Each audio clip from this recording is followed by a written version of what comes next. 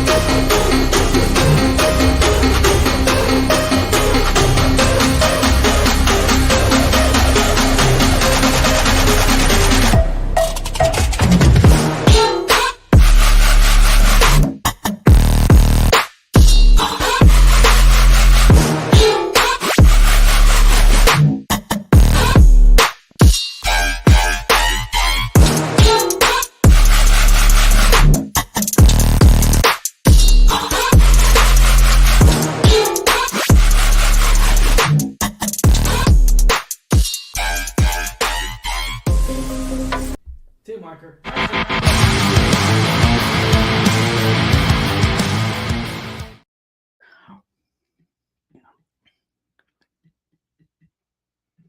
What is going on? How's it going, everybody? Thank you so much. As always, I'm your host, Ryan D. H1 Ryan680. I'm Kristen from the Nerd Coliseum. We'll rehearse that. No, I'm Frankie from the Nerd Coliseum. I'm Angela at that Kelly Ange. And this is Lex. What's going on, guys? Thank you so much for making us a part of your day. And if you have not already, if you are new to the channel, be sure to subscribe to us on our Animal City Movie Talk page. We are literally less than 200 subscribers away from 15,000. Can y'all believe that's crazy? That's huge. That's man. huge. That's huge.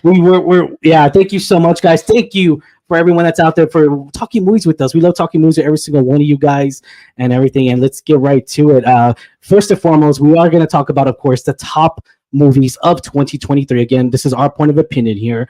Top films. We are going to mention the first part of the show. We are going to mention the worst movie of the year that we think, in our opinion, worst movie of the year, and then we'll split them into categories that Kristen and Trey got us going here, which I think is a really good formula we got going here. So I actually like that. It mixes it up a little bit. It really does. It does. And but yeah, and then of course towards the middle end of the show, we'll talk about our top 5 films and why we think it's the best top 5, because it's going to shock each other. We haven't really revealed them. We're kind of guessing a little bit. Obviously, some are obvious more so than others. I hope that's not you. I'm just kidding. Hopefully, we're going to talk about extras later. But let's get right to it, guys. Thank you so much for making us a part of your day. And yeah, let's talk about the worst film of the year. Kristen. Okay, so I'll start, and I narrowed it down to 3 films. But I think, to me, the film of 2023 was Expendables 4. And I don't like action movies to begin with. I mean, they're okay, but they really have to be something special for me to really enjoy them. And this was just awful.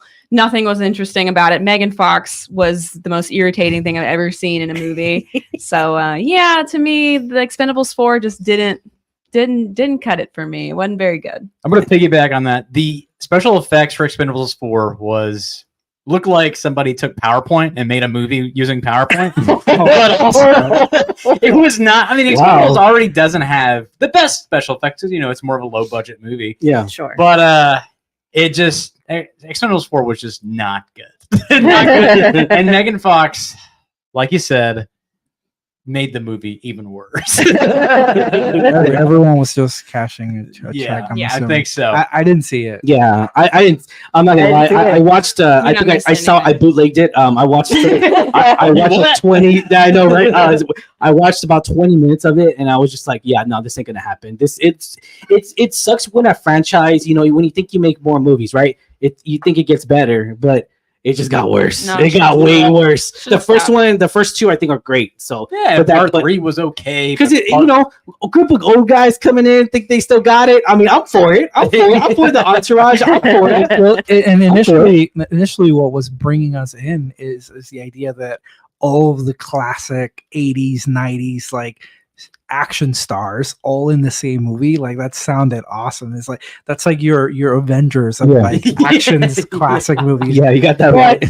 Yeah, it's gotten to the point where this is probably where these guys are getting just a little extra income to top off, and no disrespect to that. However, it sounds, once again, I didn't see it, but I saw this on the list of other people that I watch, and it just sounds like now it's getting to the point where it's kind of wasting the audience's time. The best person, you have Sylvester Stallone in the movie, and he's not even in 90% of the movie because he fakes his spoilers. It's pretty predictable. You can spoil it for everybody. Yeah, sorry, but he's not in 90% of the movie, so he would have been the only redeeming quality of that movie. Jason Statham carried it. I heard that too. Was left. And he's like the youngest on the bus. He's like. He's not new gen anymore, but he's like, he came in at the end of a lot of those art. Yeah, it just makes sense. I don't think they should make another one. No, in my opinion. Just shouldn't have made a 4th. I'm agreeing with you. All right, Trey, what was it? All right, so my worst movie of 2023 is a prequel. It was Pet Sematary Bloodlines on Paramount Plus. Oh. I'm a huge okay, so first off, you said Paramount. You should have started off with Paramount Plus. Paramount Plus movie, not TV show, movie. Yeah, it's already bad. It's already bad news already. I'm mentioning it right now. I agree with you there. It came out in theaters, all right. It was I don't know if it came. Maybe it was select theater release, but I do know it was Paramount Plus. Because I saw the trailer in a theater. So I don't know. Okay. Yeah. It's a marketing. Maybe. I think it's like Good Burger too. It's garbage. No, this movie is that one dish at the potluck that everyone is politely avoiding. All right. Yeah. Oh man. Big fan of Pet Sematary. The remake was decent as well. I mean, it's not as neither of them were good as the book, but the prequel just didn't need to be made. It almost ruined the Yeah. because I never he made me watch the original Pet Cemetery. I enjoyed it. It was depressing as hell, but the prequel almost like just made the original like not mean as much anymore. Interesting. I do have a fun fact though. The dog that's in the prequel, Jelly Bean, he's got 2 Guinness World Records and is completely deaf. So I thought that was pretty cool. Oh, wow. I thought that was pretty cool. The best part of the movie was the dog.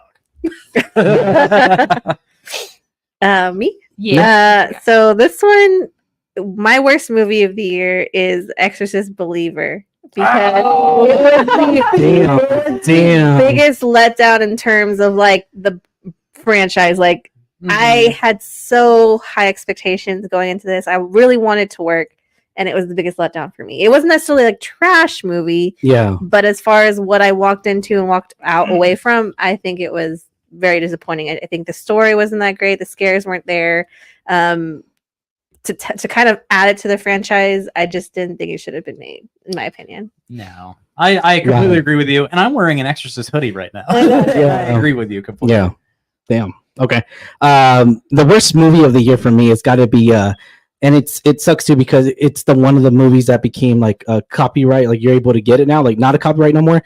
Winnie and the Pooh, Blood and Honey. I think that's what it's called. Yeah. Did not see it for good reason. So I mean, I'm not gonna lie. I again, we go back to where like it looked like it was shot like a porno. Like it really was.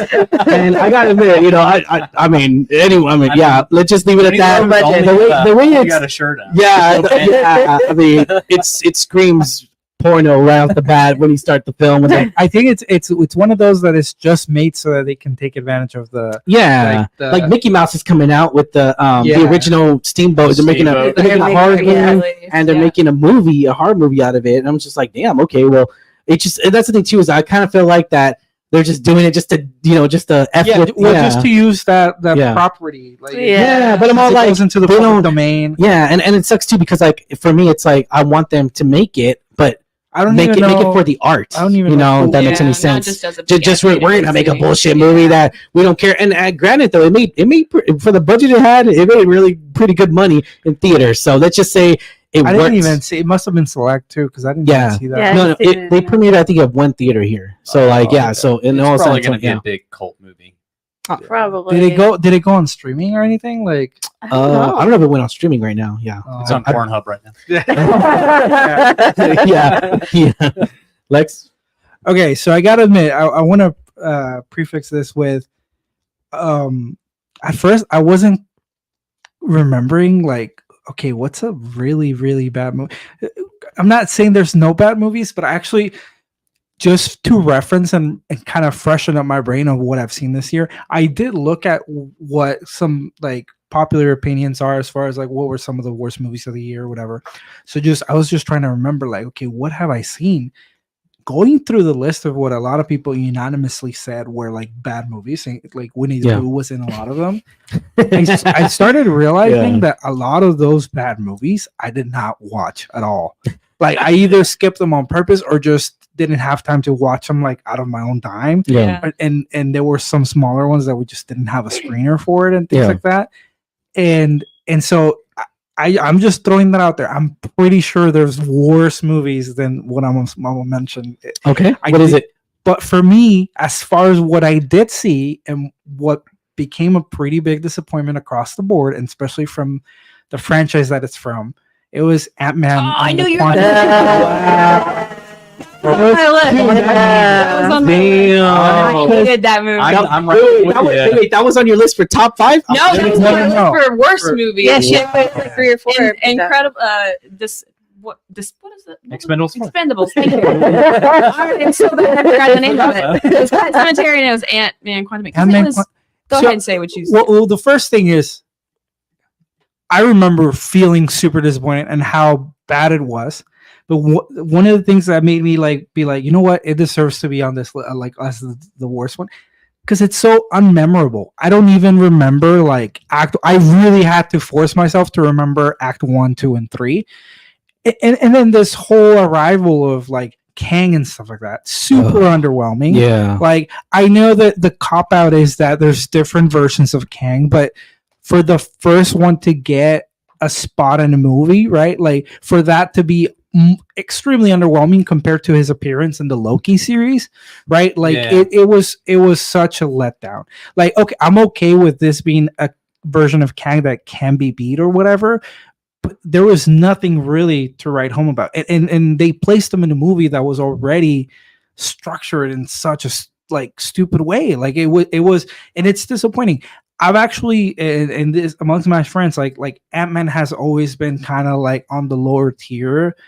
Even though a lot of people like the first one, I remember when the first one came out. I look back at the first one and I'm like, man, this is great. But I always felt like it was subpar compared to a lot of the other Marvel stuff. But now it's like this third one, it's like it's doing disjustice to the people that disservice. I'm sorry, it's doing a disservice to the people involved because Paul Rudd is great, and you have more of Hank Pymman in here. You have more of oh man, I forgot her name. Not Michelle Pfeiffer, but her character, Jane. Something the mom. Yeah. You see, even the fact that that's in a comic book, so that's my bad. But you have more of her character, and they really didn't do anything much with her besides her keeping the secret of the. Anyways, it was just big disappointment.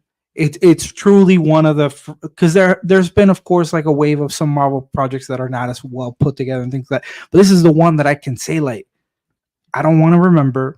And there's not a lot for me to remember either way. No, we got out of that movie and we were driving home. We were talking about it and we were like, I think Attack of the Clones had better special effects. The CGI, for a Marvel Disney movie, that was the worst CGI I've ever seen. And it was the whole movie was like 99% CGI, and you just like.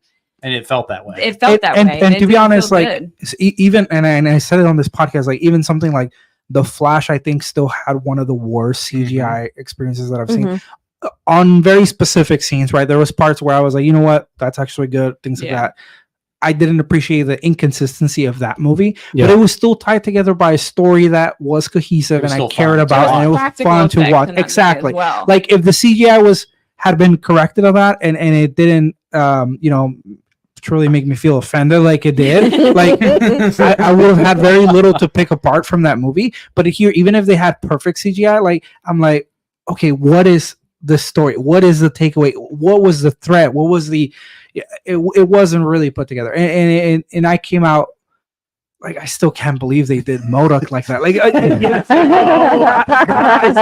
my god, that MODOK was in it. I still can't get over the fact that the way they make, like, who approved that image? I don't know who did, but yeah, whoever approved that image, you really got to get fired. You got to get fired for that. That just made me hate the movie even more. I remember audibly laughing. Yeah, like, it was just. How dare they? That's and for comic fans, like, you realize how much they dropped the ball on that. So, that was it. I don't think there's anything more to. I just really wanted to like, once again, I didn't get to watch a lot of the other bad movies, so there's probably worse. As far as what I watched, that deserves a spot. Ant-Man's up there. Yeah, the worst, and that sucks. Yeah, that sucks because Paul Rudd's a really great actor and everything, and. I mean, he's fantastic. He's aged like fine wine. I enjoy his comedy and everything that he does. You really got to say all right. Name sexiest personal magazine.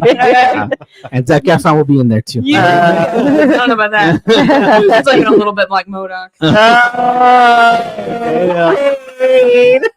Put some respect. Respect the actor. Yeah. Good segue to our top movies. It's a perfect segue. All right, guys, let's get right to it. I guess let's do the top films that we thought, in our opinion, top 5 films of the year. We're each naming 5, and then we're submitting our top one. Or we're declaring what our top one is. Our number one does the tribute. So so just to explain the way this is going to work is each of us have prepared our top 5 list. We're not going to go into detail about number 5 through 2 on our list. We're just going to kind of let you know what it is and what we thought.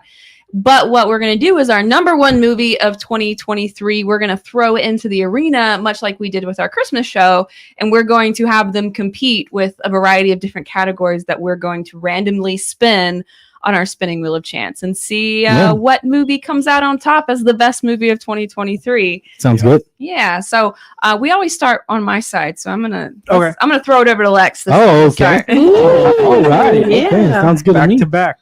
All right, let's From go. worst to best. Okay, and our 5 is in not any particular order, right? Like and the way I approach this as well is like these not necessarily were the best rated movies of 2020. Oh no, it was the movies I enjoyed. Yeah. So all of this are going to be our personal opinion about each of these movies, and these are the top 5 movies that we really enjoyed and got the most out of. Okay. So I'm gonna do my 5. They're not in particular order, but I will tell you which one's the number 1.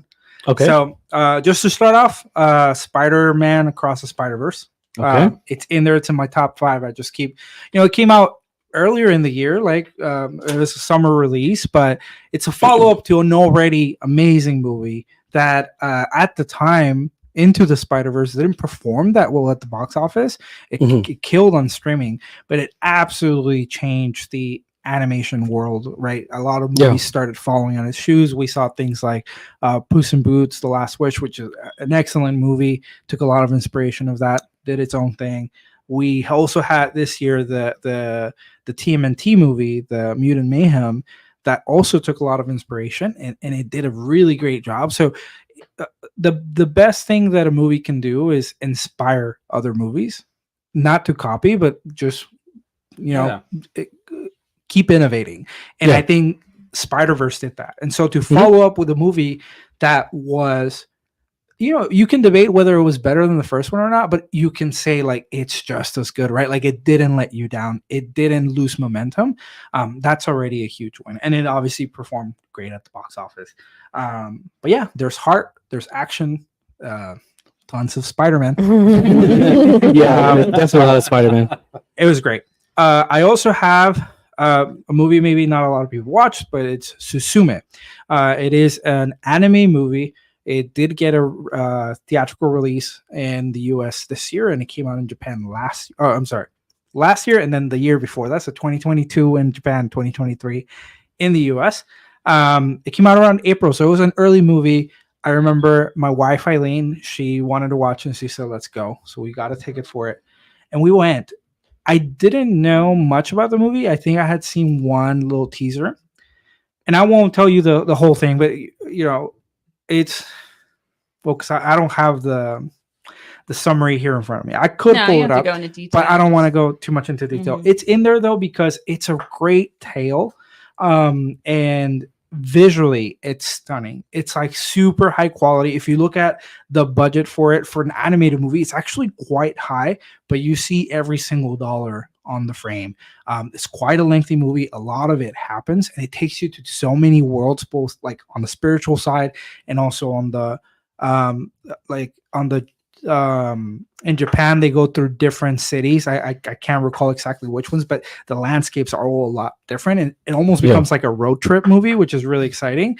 And I highly recommend people see it. And I just wanted to point this out. I have fun facts about my main movie that we'll cover later.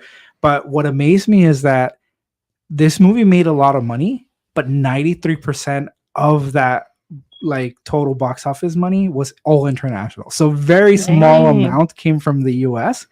However, that's interesting. Any anime fans, this is now on Crunchyroll. I highly recommend watching it.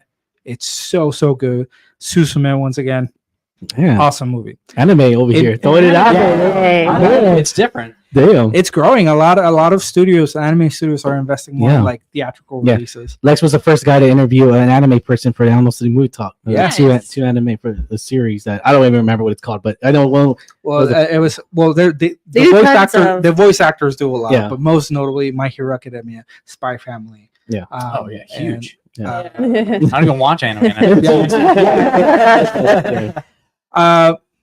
Quickly going over my other movies. Oppenheimer is there for sure. I still remember watching it for the first time, being completely mesmerized as someone that doesn't know about, physics, chemistry, and just all of that, like quantum physics. I was invested the whole way. And did I understand some of it? Yeah. Did I not understand other parts? No. But you can see the emotion. You can see the composition of a movie as a whole, and it was just very real. I really like that. And speaking of real, Iron Claw also got to me a lot. It was a really well movie. It's definitely in my top 5, so I put it in there. Zac Efron gave an amazing performance. Yeah, it was raw. Like, you know, I don't have to tell you what the movie's about, even though it's inspired on true events. But it's about family and love and loss. And just immediately after the movie, I texted my brother because, you know, it got to me. It makes you think about, you know, the people around you and just wanting to have closer relationships with everyone, because you never know how much time we have here. So yeah, that movie stuck with me. I'm still processing it even, and it's very depressing that it's a real story.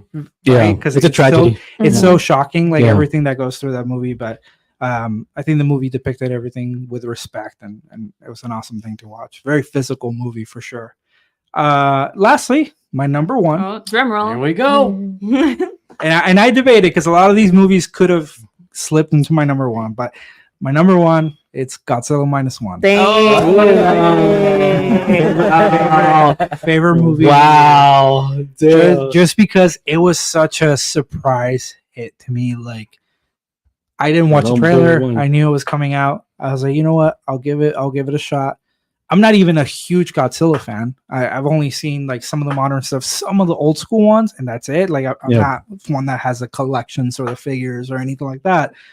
But this blew me away. It blew me away. It blew me away what it did with such a simple story, but also like a story that almost didn't really like cover the Godzilla monstrous part of it, but more of what a tragedy or what an unstoppable force does to the Japanese people. And these were people that had just experienced the blow of World War II and the hardship that comes with that for their people, for people that didn't even take part in battle or starting the war, contributing to that. It shows you all of that. And then there happens to be this gigantic, you know, part God, part monster, that is just wreaking havoc for no reason. They don't have to explain motivation for Godzilla or anything like that. But it's such a human story in a movie titled by something not human, right? So I really enjoyed that. It killed the trope of like, oh, Godzilla should be about Godzilla because the humans are boring. It absolutely killed that. It threw it out the window. Like, you can make a story about humans dealing with this and still be interesting. It's just your human characters are boring, and the characters here are human, interesting, relatable. Such a great movie. It's a foreign movie, so I didn't mind it. I like watching subtitles when I like my anime. Yeah. but you can tell the emotion in the voice when you hear it. I feel the same way in anime. Like the voice in original Japanese is just stronger and the emotion is conveyed, and acting here was great. There's not one thing that I can pick on this movie and say that it was like subpar. So yeah, that is my number 1. That's what you're putting in. I have added it to the list. So if you have any fun facts or anything about the movie, save it. We're going to come back to some fun facts about each of our movie. So Ryan, hit us up with your top 5. Okay, so I did more than a top 5, so I did a top 10 list. Okay. So I'm gonna go through it real quick though. Nice selling point, Lex. Man, you should be a salesman right there. I know. You said put me in the next movie. Right? Put me as an extra. You want to die? Do you want an American that you want to die? Right? Yeah. You want to die? Okay, cool. I'm okay with that. I'll die too. I'll be stomped. But Yeah. So and I do have honorable mentions too because they did not make my top 10 list and everything. But yeah, you brought a list of 23 movies. You've probably seen the most movies this year. That is all true. Of us. Yeah. So I'm gonna start with number 10, which mine are in order. So number 10 is gonna be "Are You There, God? It's Me, Margaret," which is a very, very good movie. And I don't have a daughter, but it's very intuitive to where like it's just one of those movies to where it gets you sucked in right away. It was a famous book that came out. Definitely coming of age. Yeah, definitely coming of age into to a woman and everything. And so I thought that was a very genuine story. But I'll leave it at that. If you haven't seen that, it's a great movie. So I do recommend that. And we'll say Movie Talk recommends on that one as well. So number 9 is going to be Talk to Me by A24. That came out in July. A random horror movie that came out in July. YouTuber made. Yeah, YouTuber, director, If you guys are familiar with Rat Pack, they used to make in the mid 2000s, early YouTube age, like 2010s and 12s and stuff like that. They made these like almost like stunt videos with VFX. And I'm sorry to no. I just really like this because we're on YouTube and but the best way to some of their most popular videos was with Ronald McDonald, and they would do like these skits where they just start fighting and it's very violent and like they start like bleeding and do all this stuff. But they did like WWE style like stunts, and then they started incorporating like VFX where they did like a Star Wars thing. Like they would start punching into, and then they pull lightsabers out of nowhere, and they do these things all on YouTube, all like pretty good quality for what we had at the time on YouTube. Did they do something with this movie? They directed. They directed. They had that channel for a long time. And then they actually became full movie directors. Cool. So that's what I'm saying. Pitched it. A couple studios were turning it down, but then A24 was like, we'll give you guys. I feel like A24 and Blumhouse will just whatever. Do it. A24 has always reached out. Like every time that we get a press screener for A24, I've always said this on our reviews. I've always said like A24 just reaches the boundaries that are just unparalleled. They're pretty solid films. They do just fantastic at like just there's no limits, and I love that because that's what art should be. No limits. And just reach an emotional the emotional grasp that you're trying to give out to your audience. So I'll leave it that. Okay, so that was number 9. Says quality. I think you guys would like it if you haven't seen it. Yeah. No, our family has told us. I don't. It's very possession. I've seen scenes from it. Okay, it's way more gruesome than The Exorcist Believer. So a little bit more. I didn't see that one either. Oh, a little bit like gruesome. No. Well, okay, I don't think it's more. Well, 2 parts, 3 parts, 3 scenes.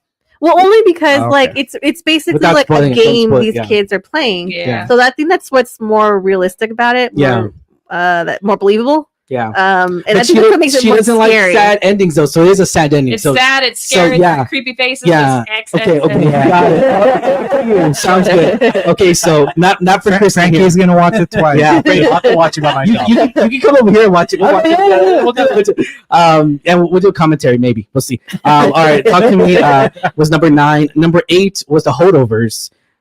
Which is getting a lot of Golden Globes and everything. We saw that one. Watch that, and So Paul Giamatti just Paul Giamatti. freaking amazing role. He does fantastic. He's the best Rhino in a Spider-Man movie. I gotta say. That's why it's his best role. No, God, no. I'm kidding. Oh, God, this I'm man kidding. played John Adams. Yeah, Rhino. Yeah, Rhino. I loved him. That's you know what? The first time I saw Paul Giamatti, again, call me young or whatever you want to call it, but the first time I saw him in an acting role was with Frank and Muniz and Manabine's Big Fat Liar. Oh my God, I love that movie, and he is fantastic. He is great. He's so good, dude. I mean, at the time, though, I didn't think of it, right? But I mean, that movie still gets to me today. So yeah, I'll leave it at that. So number 8, The Holdovers. Number 7 is a foreign film called The Taste of Things, and we got a press screener for that online. And that movie was just so genuinely done very well. I never thought I would love watching. I'm not a food channel guy, but I gotta say that movie got me hooked to a food. Like it made me want to watch a Food Network because how beautiful when you see 2 artists just make something out of out of food, and just see it come all these freaking crazy ingredients that come out to make this soup or make this dish. And I love how we saw a lot of behind the scenes of that in this movie. So yeah, I'll leave it at that. The Taste of Things, check that out if you have not seen it. That's another one that I do recommend. Number 6 is gonna be Barbie. Of course, Barbie. And yeah, I already know Angela. I already know what now, but Barbie. Number 5 is John Wick Chapter 4, which I don't have to explain that. Everyone knows how great that movie was. Number 4 is going to be Guardians of the Galaxy 3, Volume 3, and which is crazy because Lex knows this. I'm not really a huge fan of. I mean, I am, but I'm not. I'm more. You liked it because it was sad. No. see, and not just that, but also it's a James Gunn movie. That's the difference. It's not a Marvel movie. It's a true James Gunn movie. And fun fact, a little Easter egg, guys. So James Gunn, of course, if anyone does not know that, he actually directed Peacemaker as well, and Eagly is actually in the cage of Guardians of the Galaxy Volume 3. He's one of the animals. He's kind of hidden in there. You got to catch him. Where in he there. like sees the baby raccoons. He's in there somewhere. Yeah, he's in there in the corner. You can Like a kind of nice see him. little camera. Dude, I thought that was awesome. I was like, dude, that is it got me cheered up. But That's yeah, awesome. No, yeah, I think Yeah. if I had made like a 10 list, I think that one would have been there for sure because I mean, for me, like you guys know, that's not top 5 though. That's my number 4. No, Yeah. that's what I'm saying. Yeah. For I did what I'm saying is like Yeah. for a 10, I would have been able to fit it in there. Yeah. It was that good, and it's the movie that, as a Superman fan, expect like waiting for Superman Legacy. Yes. I was like, James Gunn, I trust. I was like, yeah, no, Yeah. I'm 100%. Like he warmed could up wrap with up the Brightburn, story and like now that. he's gonna do And Superman he for real. and I love it because like his jokes are no boundaries. Like he can make a joke about anything, and I love that. But anyways, all right. So that's Guardians of the Galaxy 3, right?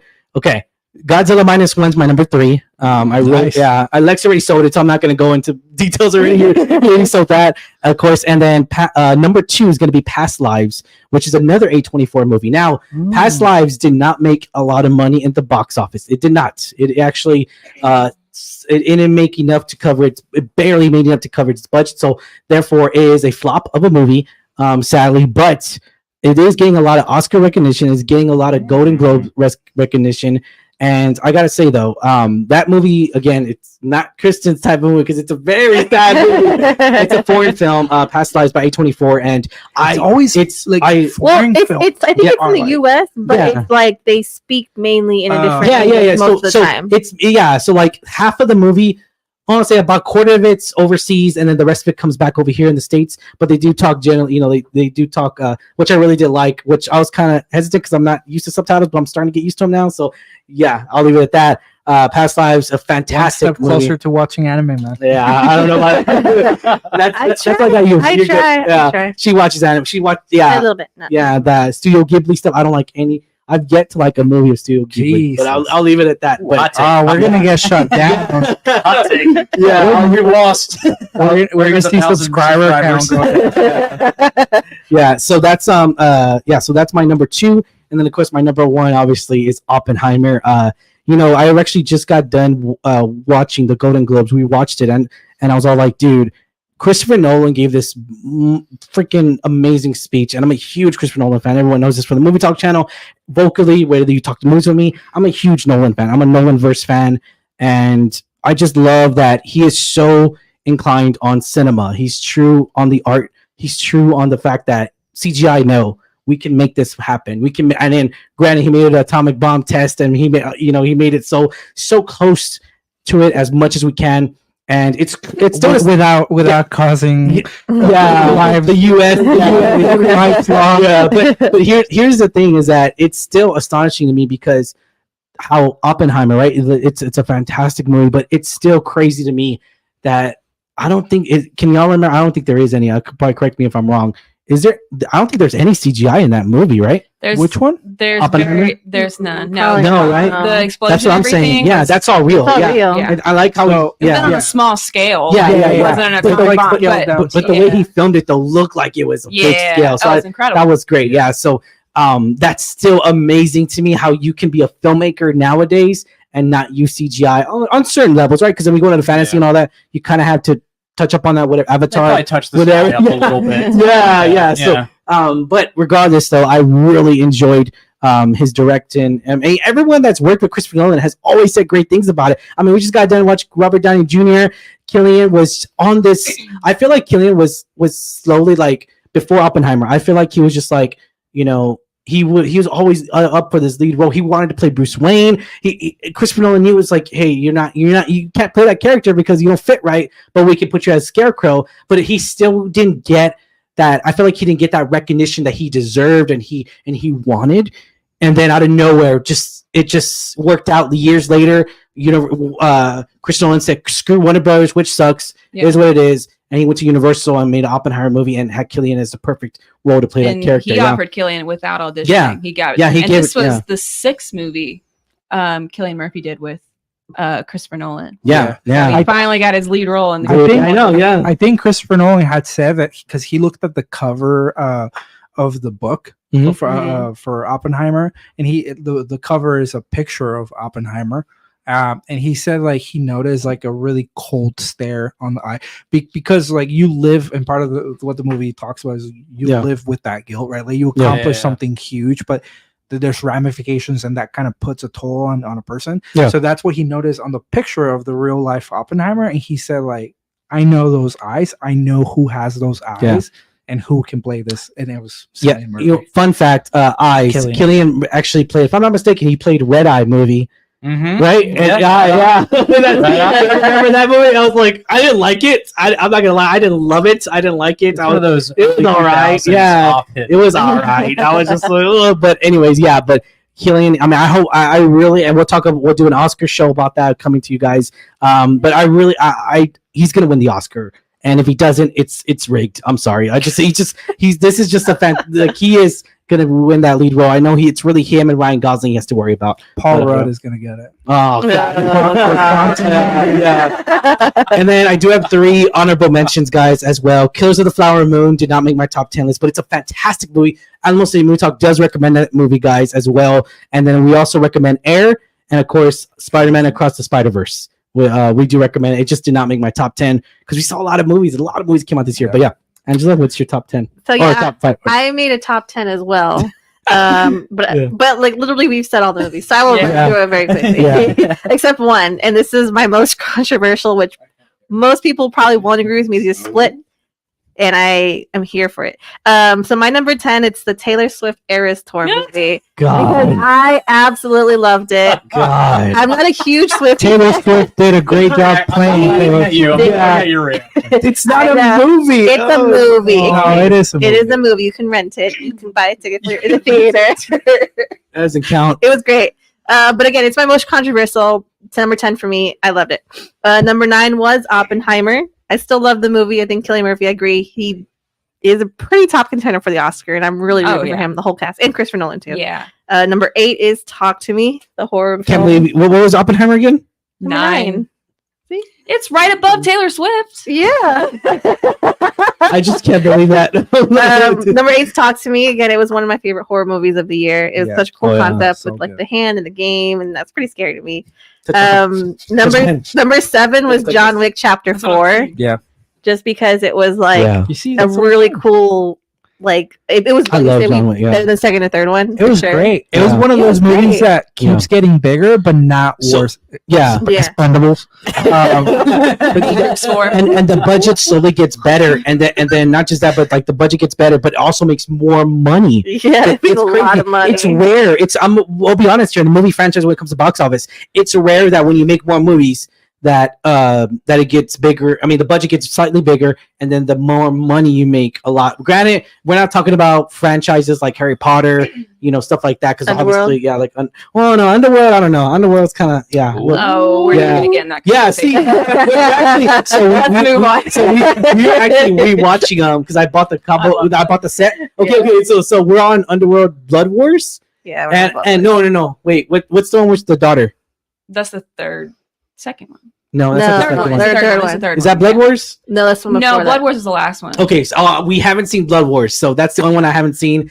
But we'll leave it at that. But yeah, go ahead, Angela. Yeah, Sorry. no, John Wick. I It's just good. give you Yeah. kudos because I had it in there as far as like could it go up into the 5 or could I put it somewhere Yeah. in there for Yeah. sure. And if they ended there, I'm happy with it. Yeah. Bill Skarsgård was great too. Like was it Bill? No. Or was it Yeah, no, Alexander? no, it was Bill. No, it's It was Bill. Bill. Pennywise. Pennywise, yeah. So I like seeing all the familiar faces too. Wrong see, I think Skarsgård. No, I got the right. There's 3 of them out there. Yeah, you got the wrong one. And the dad. Yeah. Oh yeah, the dad. Yeah. My number 6 was Spider-Man Across the Spider-Verse. Again, I love the graphics. Like I think it was so cool the way it was All the animated. memes were great. All the Like, it memes should were be- great. Yeah. Spider-Man's, yeah, that was great. Number 5 was Guardians of the Galaxy 3. It is a sad movie, but I just it touches a nerve because I cried so much. Right over CGI characters. I felt like I was the only one. I told everybody that I knew, family, friends, coworkers, like, hey, be careful. It's gonna be really sad. And they're like, oh, it wasn't that bad. And I'm like, am I just like? I'm more sad when it has to do with. I'm more sad than animals. I love and your pet owner. Yeah, see, and for me, I got more emotional because it was the fact that the last, of course, of the Ray and James Gunn, he does the group dance, and I thought that was just nice. So like I got more cried more because it's like he's saying goodbye to this, like this is it, he's done, and they all kind of go their way. Yeah, I got more chin up on that part. Yeah, but keep it dead. Oh, just yeah. Number 4 was Past Lives. I really enjoyed it for an A24 film that usually does like a lot of like scary horror films. It was actually very nice comedy. Kind of makes you reflect on the life choices you've made and the decisions you've made and how that's led to where you are now. Yeah, it's definitely one of those films. Very food for thought. Number 3 was Godzilla -1. I agree with you. Damn, Godzilla one's in our top 5. I didn't see that trailer, but I was like, all right, this looks good. I'm not a Godzilla fan. Yeah, I've seen like one of the OG. I've seen the more recent ones. But this was by far my favorite, story-wise and like if Matthew Broderick's not in it, if Matthew Broderick, I don't want it. What? You watched the New York? So y'all haven't seen it? No, we haven't, but I do want to see it. I like Matthew Broderick. Yeah, I do too. It's a guilty pleasure for me. highly recommend it. You guys should watch it. Number 2 was The Taste of Things. I agree with Ryan. It's like it shows you basically it's just a story of like you see all the behind the scenes cooking and it's really cool. At one point I wanted to be a pastry chef, but I really liked it. The story was phenomenal. I think it's a French film, so it's all in French. And it was very nicely done. I loved the movie. And the subtitles don't bother me. Okay. Unlike somebody. Black and white, and was everybody smoking cigarettes? No, people were smoking cigarettes. It wasn't black such a huge thing in Europe. And then my number 1, of course, is going to be Barbie because it was such a fun film for me. And also, like, it really kind of was healing in a way because the scene where, like, America Ferrera is like, oh, it's impossible to be a woman. And that felt so, like, relatable because all my life I've struggled with like listening to the outside noise of what everyone wants me to be.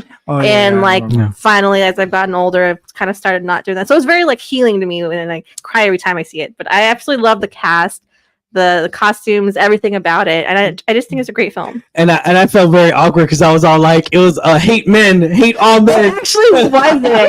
It really wasn't. All men took advantage of it. It was just it did. So my only problem with Barbie is it did take some hard tone shifts throughout. So it didn't really pick a lane. So I could see that criticism coming out. And Greta Gerwig, though, the crazy thing, fun fact, the crazy thing about Barbie is that it's literally she's the number 1 director who's made so much money as a film. Greta Gerwig, like in general though, man, women, it doesn't matter. Like she's the number 1 director in the box office. That's made the most on cinema. I saw something. It just hasn't been confirmed. So I guess it's a game of interpretations and things like that. But I heard that the point of it was that the director that she showed 2 extremes, and it kind of makes a point that either of the extremes are kind of stupid. I can see that. So it was done on purpose. Like that. Yeah, because at times the movie took that standpoint, and even I don't get offended by that, but I was like, oh, it is taking a very like, because you know how Ryan Gosling is like, yeah, like cowboys and like this government and all that. I was like, oh, it's really going there. And then I came out of the movie, I was still processing, and then I heard someone say that I was like, that's the point. Like, it's showing that both extremes are kind of like dumb, and that's not where we should be. And I was like, oh, okay, I can kind of see. And Greta Gerwig is kind of like that because if you see her other movies, like, I like that take, and I hope more movies start understanding that take because I don't get offended by these things, but when it's so forward and it takes place before, or it takes precedence above the plot, it takes you out of the movie. It becomes annoying, and you're like, okay, I get it, but I wanted to watch the movie today. It's only that when it kind of takes you out of that seat of just like processing. But for you, Angela, I can definitely see, like, since a lot of it is from the perspective of women, it was very faced in the reality of what is faced across society, and the tone the tone that it took on the movie was to make that a point. I can see how, like, for you, that actually never took you out of the movie, and so you got to experience the movie and the message that it was trying to say, like, across of that. Yeah. So Good pick. All right. Good list. Great. Good list. There's a lot of similarities. Yeah. Mine's gonna take a left field. Okay. Okay. I thought you wanted to go last. That's why. That's No, why. I think I'm gonna be similar. That's to why. you, but So the Paw Patrol I only movie. did a top 5. Okay. So Yeah. starting at number 5. All right. It's another Universal movie. It was the Super Mario Brothers movie. Oh, dang. I thought they just- That's I thought they just- Five. I just thought they came out swinging pretty hard with some animation, and it's Animation. is it's great, really nice to see. Well, this sounds bad. It's nice to see another studio dethrone Disney a little bit when it comes to animation and entertaining. Keep people them on their with animated toes. characters. Yeah, And it was so nostalgic too. It was so cool to see all the little details that went into that film. Well, because Ryan's like, like aside from like Wreck-It Ralph and stuff like that, like Disney's going like own IP stuff, but there's something about like gaming and like the properties that you know and you grew up with, but and when done right, because if it's done shitty, then no. But I think with Sonic and now Mario, and we got the Detective Pikachu, like I think the last two were better than we're like seeing video game properties being treated with some sort of respect. exactly. And no, you're right. I forgot that was this year too. Not the John Leguizamo one, the one that came out in the 90s. That's a guilty pleasure for me. No, it's not a good movie, Oh, but God. I enjoy it. Okay. All right, so number 4 for me was Saw 10, actually. And I only put that one because it's very rare that you go 10 movies into a franchise and you're able to produce something, I think, that was so strong. Yeah. Usually by the time you get to 10, it's like, who cares anymore? I think Saw, for a lot of people I was looking at, Saw 10 was like it's in their top 3 of Saw movies. It's like under part 1. It's and part funny 2, you say that, I would 'cause agree with that. I missed watching that in theaters. Yeah. I don't think it did one of those like prolonged runs. It was just like, hey, we released them. Yeah. That's it. Let's take it out. Not Jigsaw. No. But Or Spiral. I skipped Spiral. I didn't like Spiral. But I saw a lot of people that did watch it. They were saying kind of like that, like it brought it back to form. So I'm now with your recommendation, like I'm very interested to catch it because on the 10th it usually starts getting it's bad. a person story. Like it really takes and it really examines John Kramer's character, him as a person and him as a victim, which is an interesting take on a bad guy. You support Jigsaw. Goes against Big Pharma too. Like. Yeah. All right. So number 3 for me was The Flash, only because of I would say nostalgia. Yeah, Michael Keaton made that movie for me. Obviously, I think the movie could have been a lot better with the CGI and all that stuff. You got movies like Godzilla -1 doing so much better with such like a less eighth of the budget. With an eighth of the budget, and they couldn't achieve. I mean, they achieved more than what the Flash was able to achieve. No. However, I didn't have high expectations for the Flash, but I really enjoyed the movie. Wow. And What was that number? 3. 3. Dang. Dude, I'm a huge DC guy. I know that. I'm a huge Batman fan. I don't even rank it in my top 10. Get ready for my number 2. The Paw Patrol movie. Man, you guys are good. No, the movie. I don't know. No, my number 2, and only because, dude, I was laughing from beginning to end, was Cocaine Bear. Oh. What the fuck? Oh my god! The studios told us to like Oppenheimer. The studios told us to like Turkey. Oh my god! They were movie based. I will say though, the I think he was one of the ambulance EMT people. He's like a famous TikToker, Oh my and God. he's so funny in that one. The one with the mustache. He's so funny. Number 2. I would say it was such a great movie, and I think Elizabeth Banks said it best. It was a movie that was made so that you would not take it seriously, and it was just for entertainment purposes. And for that, just to have fun. it deserves a lot of respect. And not a lot of movies do that now. No. Yeah. And it did well. I remember just loving it. Damn, that's I would a fucking never have curveball. guessed that. Dude, bro. I thought you were joking. I kind of like know what you have up your sleeve. And it's based on a true story, right? Or Yeah. like a, Yeah. Not literally. Not literally. The real bear died after Yeah. doing all the coke. Yeah. And then gave it 100. They I kept think them his alive. body's in Kentucky or something. Yeah, it's Yeah. Nice. All right. All right, so now that I've fully insulted you, I'm going to insult you one more time. Now, so my number one pick for this year, my favorite movie that I watched was actually The Hunger Games, The Ballad of Songbirds and Snakes. That was Nice. my number one this year. Wow. Okay, I'm Is that still, normal? I'm, no, that was still like, what? Wow. Yeah. Subjective, and it was good. It made me rewatch the entire. Yeah. I know that these movies are not going to win Oscars, and I understand that. I just picked them because Yeah. I enjoy No, them no, the yeah. most. Yeah, Enjoyed that's them true, the yeah. most. No, I get you. I'm just like, wow, it's a cool cave bear. I'm not gonna lie. I did a research because I follow a few YouTubers, and I'm all like, dude, nobody said eagle cave bear. I was like, dude, wow. That's person good, out man. there. That's For that one person out there. That's what keeps you entertaining, man. I love that. That's great. I do, but I'm at the same time just like, what? There's someone out there with the steel book of Cocaine Bear. Yeah, right. Really The appreciate collector's edition of Elizabeth Yeah. Banks directing. And Yeah. his name is Frankie. Oh man. All right, Kristen, let's go. Okay, I did do a top 10. I'm just going to run through 10 through 6. Okay. My number 10 is The Flash. We've already talked about that one. Yep. Number 9 is actually Five Nights at Freddy's. I like that. I love the Wow. lore of FNAF, Okay.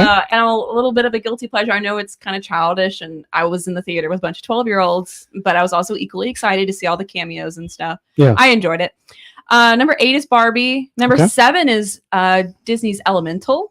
Oh, nice. Love that Yeah. movie. I thought it was the first time in a long time I've watched a Disney movie that I really liked. Yeah. So that was good. 6 is Asteroid City. I just Oh, yeah. Oh, yeah. Wes Anderson. Yeah. it's a Wes Anderson film. I think it's not quite as good as Yeah. Budapest Hotel, but it's yeah. almost there for me. I really like that theme of the kind of like Yeah. secret or like. I love his colors. His colors. Yeah, that he uses and they're everything. really good. I that's the only thing I probably liked in that. I mean, there's some cameos here and there, but I really I like enjoyed just that. like- The cast. cast was The amazing. yeah, Cast is always great. I love it because I was like, damn. But yeah, Fan theory, it takes place in the same universe as Oppenheimer. Maybe. it's probably the same set too. I just checked it out. Yeah. Made it darker for number 5, you're not gonna like, but I love this movie because it's like my favorite story from a really hilarious comedian, and it's The Machine. by Oh Kurt yeah, Metzger. If you're not familiar with him, he tells this story about how when he was a kid, he went to Russia and he accidentally joined the Russian mafia. And that whole movie kind of like is that story, but also like him having to return to Russia because he accidentally like took someone's watch or something. Yeah. I don't know. But it's got Mark Hamill in it. Mark It's Hamill. like it's hilarious. I love the movie. Plus, like anything to do with Russia, since I spent so much time there, I'm kind of a sucker for Russian stereotypes and things like that. But- so The Machine is on my top 5. It's got really good fight scenes though. Like Mhm. the fight choreography is Super up well there with, I would choreographed. say, like John Wick and the Beekeeper. Oh, wow. Especially for the Nice. female actress. I can't think of her Yeah, I name don't right know now. her name. Yeah. But she did such a fabulous job. I gotta watch it. I remember seeing the trailers for that. I was like, oh, Yeah. this comes out. I always see him on Joe Rogan's Yeah, podcast. he's doing like a world tour. I think he's coming to San Antonio soon. Yeah. But he's hilarious. He tells that- Surprisingly, I heard great things. So yeah. So, So yeah. good. Okay, good. Yeah. My top 5 isn't as bad. So No. it was a sleeper As long as movie. it's Cocaine Bear, you're good. Yeah. Some big Cocaine Bear. You You're had good. Cocaine Bear on standby, it's right? all Did you put that up subjective. there as a graphic? Yeah. Yeah. So my number 4 is actually Gran Turismo. I was Wow. really shocked Okay. at how much I loved That's that a curveball movie. right there. Okay. I thought the acting was tremendous. I know Ryan, you have a different opinion about that, but I thought Yeah. I thought the acting was really Mhm. good. For me, it wasn't the acting. It was, David Harbour. it was David Harbour, yeah, thank it was you. the dialogue. I didn't like the dialogue. The David word Harbour choices was really good. Also based on But, true story. There's a lot of based on based on true true story. story. Yeah. I really enjoyed it. I love race car type movies. So, oh. so my number 3 is actually going to move to my number 1 because my number 1 and 2, my number 1 was actually The Hunger Games. Again, I really, really loved The Ballad of Songbirds and Snakes. It made us like go back and watch the movie. And I mean, read the book We and read the watch all book. the movies. And it's tremendous. I love it. And my number 2 is Oppenheimer. But my number 3 is going to move up to number 1, and I might be alone here, but this is Nicolas Cage and Nicholas Hoult. Oh, in That's your number one. That's my number. I agree with you. I am so I love that movie. So I had no expectations for that movie. He told me about it, and so he was like, "Let's go see it." And it's Nicolas Cage, so of course I'm gonna go see it. But I was blown away at how good that movie was. It was so entertaining. The choreography was great. Nicholas Hoult was tremendous. Nicolas Cage went full blown into this role as Dracula. So if you've not heard this movie, it's literally about Dracula's assistant Renfield and how he's like trying to get out of the toxic relationship with his master Dracula. wow. It's filmed entirely in New Orleans, so it also like holds a little special place. Did y'all make a cameo? We lived in New Orleans. But we could. But we went to some of the set play. Like you could, like there's a hospital that a big part of the movie takes place in, and we went and took pictures. It's a and famous stuff like hospital that. there. A lot of like Mhm. the sets that they filmed on, you can go and visit because it's typical attractions in New Orleans. Yeah. but- Yeah. Okay. So yeah, that's my number 1 is Renfield. Wow. That's different. That's different. I love it. All right. I like it. All right, so variety. we have a nice variety. Yeah. So let's see. We are starting. We have a bunch of different categories that we've kind of come up with here. So just to remind everybody, our top 5 between us all is Godzilla +1, Oppenheimer, Barbie, Hunger Games, and Renfield. So are you guys ready for Let's our do this. Do first? it. Do Do it. Just real quick, can I say something? Yes. I I'm not gonna even describe it, but I did want to throw just one name of one movie out there. Because I totally forgot this came out this year. I watched it late, but now I don't know why it didn't make sense that it did come out this year. I just want to put it out there because actually, like rethinking it, I probably could have fit on my top 5. I'm not gonna do it for the purpose of this video because it doesn't matter. I submitted my first one. Go watch The Creator if you haven't seen it. No, It's so good. That's the one that's Hold directed on, by David- Gareth Edwards, right? Yeah. Yeah. Garth Edwards. Garth Edwards. Yeah. Oh man, John David Washington. No, Denzel No. Denzel's son. Sam Washington. No, Is it not Sam Washington? Denzel's son. His name. Man, why am I hating? Like, I'm hating myself that I'm not remembering it right. John. But Come okay, on, so Tanya. this Yeah, movie I'm so is sorry. worth watching apparently. yeah, So it would yeah, have yeah, made yeah. the top 10 here. I would have definitely. John David Washington. Oh yeah. Oh, yeah. they Let's say that. Did I combining say it them backwards? with I said David John- Yeah. I said something. Yeah. Yeah. I'm so sorry. I highly recommend people watch that movie because it's so good. It's now on Hulu, I think. So Oh, okay. it's one of those movies that like I'm gonna rewatch again and things like that. Because it was just Yeah, because I think it's made by Fox, right? Yeah. I think it's made by Fox. Mhm. Yeah. yeah. But yeah, I just wanted to throw that in there. Sorry guys. Since I didn't mention like a top Yeah. 10, I'm just gonna squeeze. Yeah, that I in. had some honorable mentions. I forgot. I had Air, which is the creation of the Jordan sneaker. So it's a partnership between I Michael remember Jordan that. Yeah, and yeah. Nike. Yeah, It's and on then- Amazon Prime. Yep. Yeah, and it's pretty good. And Still, which is a documentary about Michael Yes. J. It's Fox on and Apple his TV. Parkinson's. I forgot about that one. That's a good Very one. good. I wanna see It's sad. Very good. But Very it's sad. sad. It's sad. But it's I know, It's it's Michael Michael J. J. Fox. Michael But J. it's sad. Fox. But it's sad. It's really cool. I'm willing to watch it. Yeah, Michael no, J. Fox. but it's But- really cool. yeah, and So I- I recommend yeah. it highly. I also love how like he tells his story how he got his roles. I thought that was really Yeah, good. when he So, first yeah. started to like when he I've seen started a lot of production. interviews about it because Back to the Future is my all-time favorite movie. So I've seen a lot of Really? yes, it's Oh. all-time favorite movie. Which one? All The of first Oh, the one. first one. Okay. Yeah, so I've seen a lot of interviews with him Yeah. talking about that. But anyways, I don't want to get sidetracked. Yeah. So let's see what our first category is going to be in comparing all 5 of our top movies here. And first category is Best Direction. So Best Director. Good one. Damn. So with Dude. That's hard. Yeah. so just to point this out, I didn't know this either, but the director for Renfield was Chris McKay, and he is known for doing the Robot Chicken movie and Oh my god. and the Lego Batman movie. Oh, He dude, directed- that's Okay, all right. Okay. so he has a lot of versatility there. But Yeah. I mean, Renfield was good direction, is standard. I'm gonna admit it. There's nothing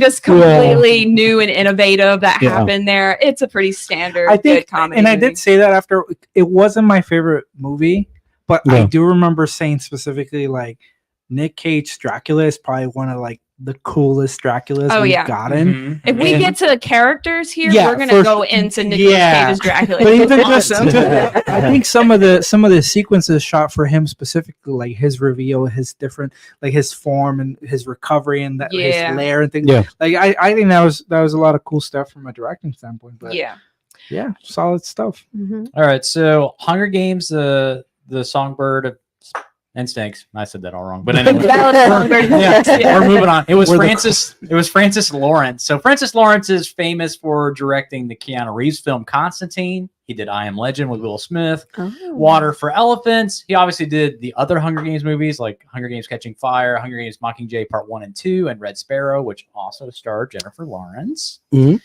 I don't think that Hunger Games was better directed than something like Oppenheimer or something like that. But I do think that Francis Lawrence is a great director. And I think he did a wonderful job with this movie. When it comes to adapting a book, and maybe we'll come to this later, I think this is one of the rare instances where the movie is very respectful of the source material, but it also does it better. So I will say that. Got it. For Barbie, it was Greta Gerwig, and she's known for directing Little Women, the 2019 one, Lady Bird, and Nights and Weekends. Lady Bird won a few Oscars, if I'm not mistaken. And I think it's probably going to go toe-to-toe with Oppenheimer, not only because it came out the same week. Barbenheimer was phenomenon of the summer. But I do think like to like direct such a film that's like either it's so polarizing. People are going to be like, this is absolutely ridiculous, but it has meaning to it. And I think she had to have a really solid vision and execute it well to like drive home that underlying message, like that takeaway message that I feel like some people did, but some people didn't. But I feel like she still had to have a lot of chops to be able to execute it as well as she did. And it was a hit. I mean, it made like over $1 billion. So I agree with that. I think Barbie would definitely be in the top because there's a lot of scenes that could come off very cheesy and very corny, and they don't. They come off very fluid. They like replicate like what a doll is, like the children playing with dolls and things like that. And I think it's done really well. Yeah, so I would agree. I'd say it's up there, but Oppenheimer. I know Oppenheimer. With Oppenheimer, timing is everything, right? When it comes, especially directing, right? It's definitely a movie where Nolan just comes in and just directs, and everyone can not say enough nice things about this guy, and RDJ even we loved working with him, and he's been wanting to work with him all these years, and now he was able to. Spoiler alert, he is the villain in this this character and everything, but I gotta say the direction that he did, the way he was able to make everything happen, even possibly happen without being caught by the U.S. government and everything. So I really enjoyed that, but I don't know, man. It's gonna be a tough cookie. Tough cookie right here. Christopher Nolan's already won the Golden Globe for Best Director. He's more than likely gonna take it home for the Oscars. He's gonna get nominated, and it's gonna be toe to toe with him and Greta Gerwig, and I feel I do say, like I said it when we reviewed Oppenheimer, like it's not, Christopher Nolan has a lot of great movies, but with Oppenheimer, I didn't even think of like, is this one of his like I was arguing like it could be some of his best work in general, like period. And the music too. I mean, how it choreographs with this movie itself, like how the music just goes in tune with the movie, and I remember saying that the sound design was so good in this movie. The scene that sells Oppenheimer as, to me, the best directed movie is the scene after they've built and dropped the bomb, and he's in the gym, and he's giving his little speech, and you can just see that that look on his face and that sound design, and like he's seeing all these things happen, and just the way that it's acted, the way that it's directed, the way it's written is just beautiful. And I think it'd be really hard to beat Christopher Nolan. It is. Once again, he put it all in this movie, and I think it's hard to disagree with that. And while I don't think like CGI, like whether you use CGI or not, like doesn't necessarily factor in whether your movie is good or bad. But when you don't use anything, you are bringing more spotlight into the skills of just directing in general, because you're trying to do more with what you have, with some sort of groundness and level of reality. So a lot of it is harder to do in practice, and so that too. And I feel like in the Oscar nominees, when it comes down to it, it's going to be that one, Barbie, and then as probably well Martin Scorsese's movie Killer of the Flower Moon, which is very well directed. I can see that. Yeah. It's a very fantastic movie, and it's a sad movie, Kristen. Sorry, it's a tragedy. I know. It's a tragedy, it really is. That's good. It's Leonardo DiCaprio, though, so I'm gonna see it eventually. Yeah. I just and that trailer when it first dropped out, I kept hearing, in my head, you see the wolves in this picture? Like, I'm all like, dude, I love that trailer. I love that trailer. And that's the thing too. When I talk about moviegoers out there, because a lot of moviegoers do not like Martin Scorsese movies because they're just too damn long. Mm-hmm. There's a reason for it. He's the reason why he does these great things and everything. And I feel like in a way that it's definitely a film to where it's directed in a way to where he has to tell not just the main story, but he has to explain how this story unraveled in a way to where it just completes it all together. There's no plot holes, and that's why he makes long movies. The Departed is one of my favorite movies, along with Goodfellas, which they're both crime movies. So I love both of those. Are one of my top films of Martin Scorsese movies. So I'll leave it at that. But I can argue Godzilla, still, right? Christopher Nolan's hard to beat, but I'll argue why I believe that Takashi Yamazaki is just a really solid pick for this category still.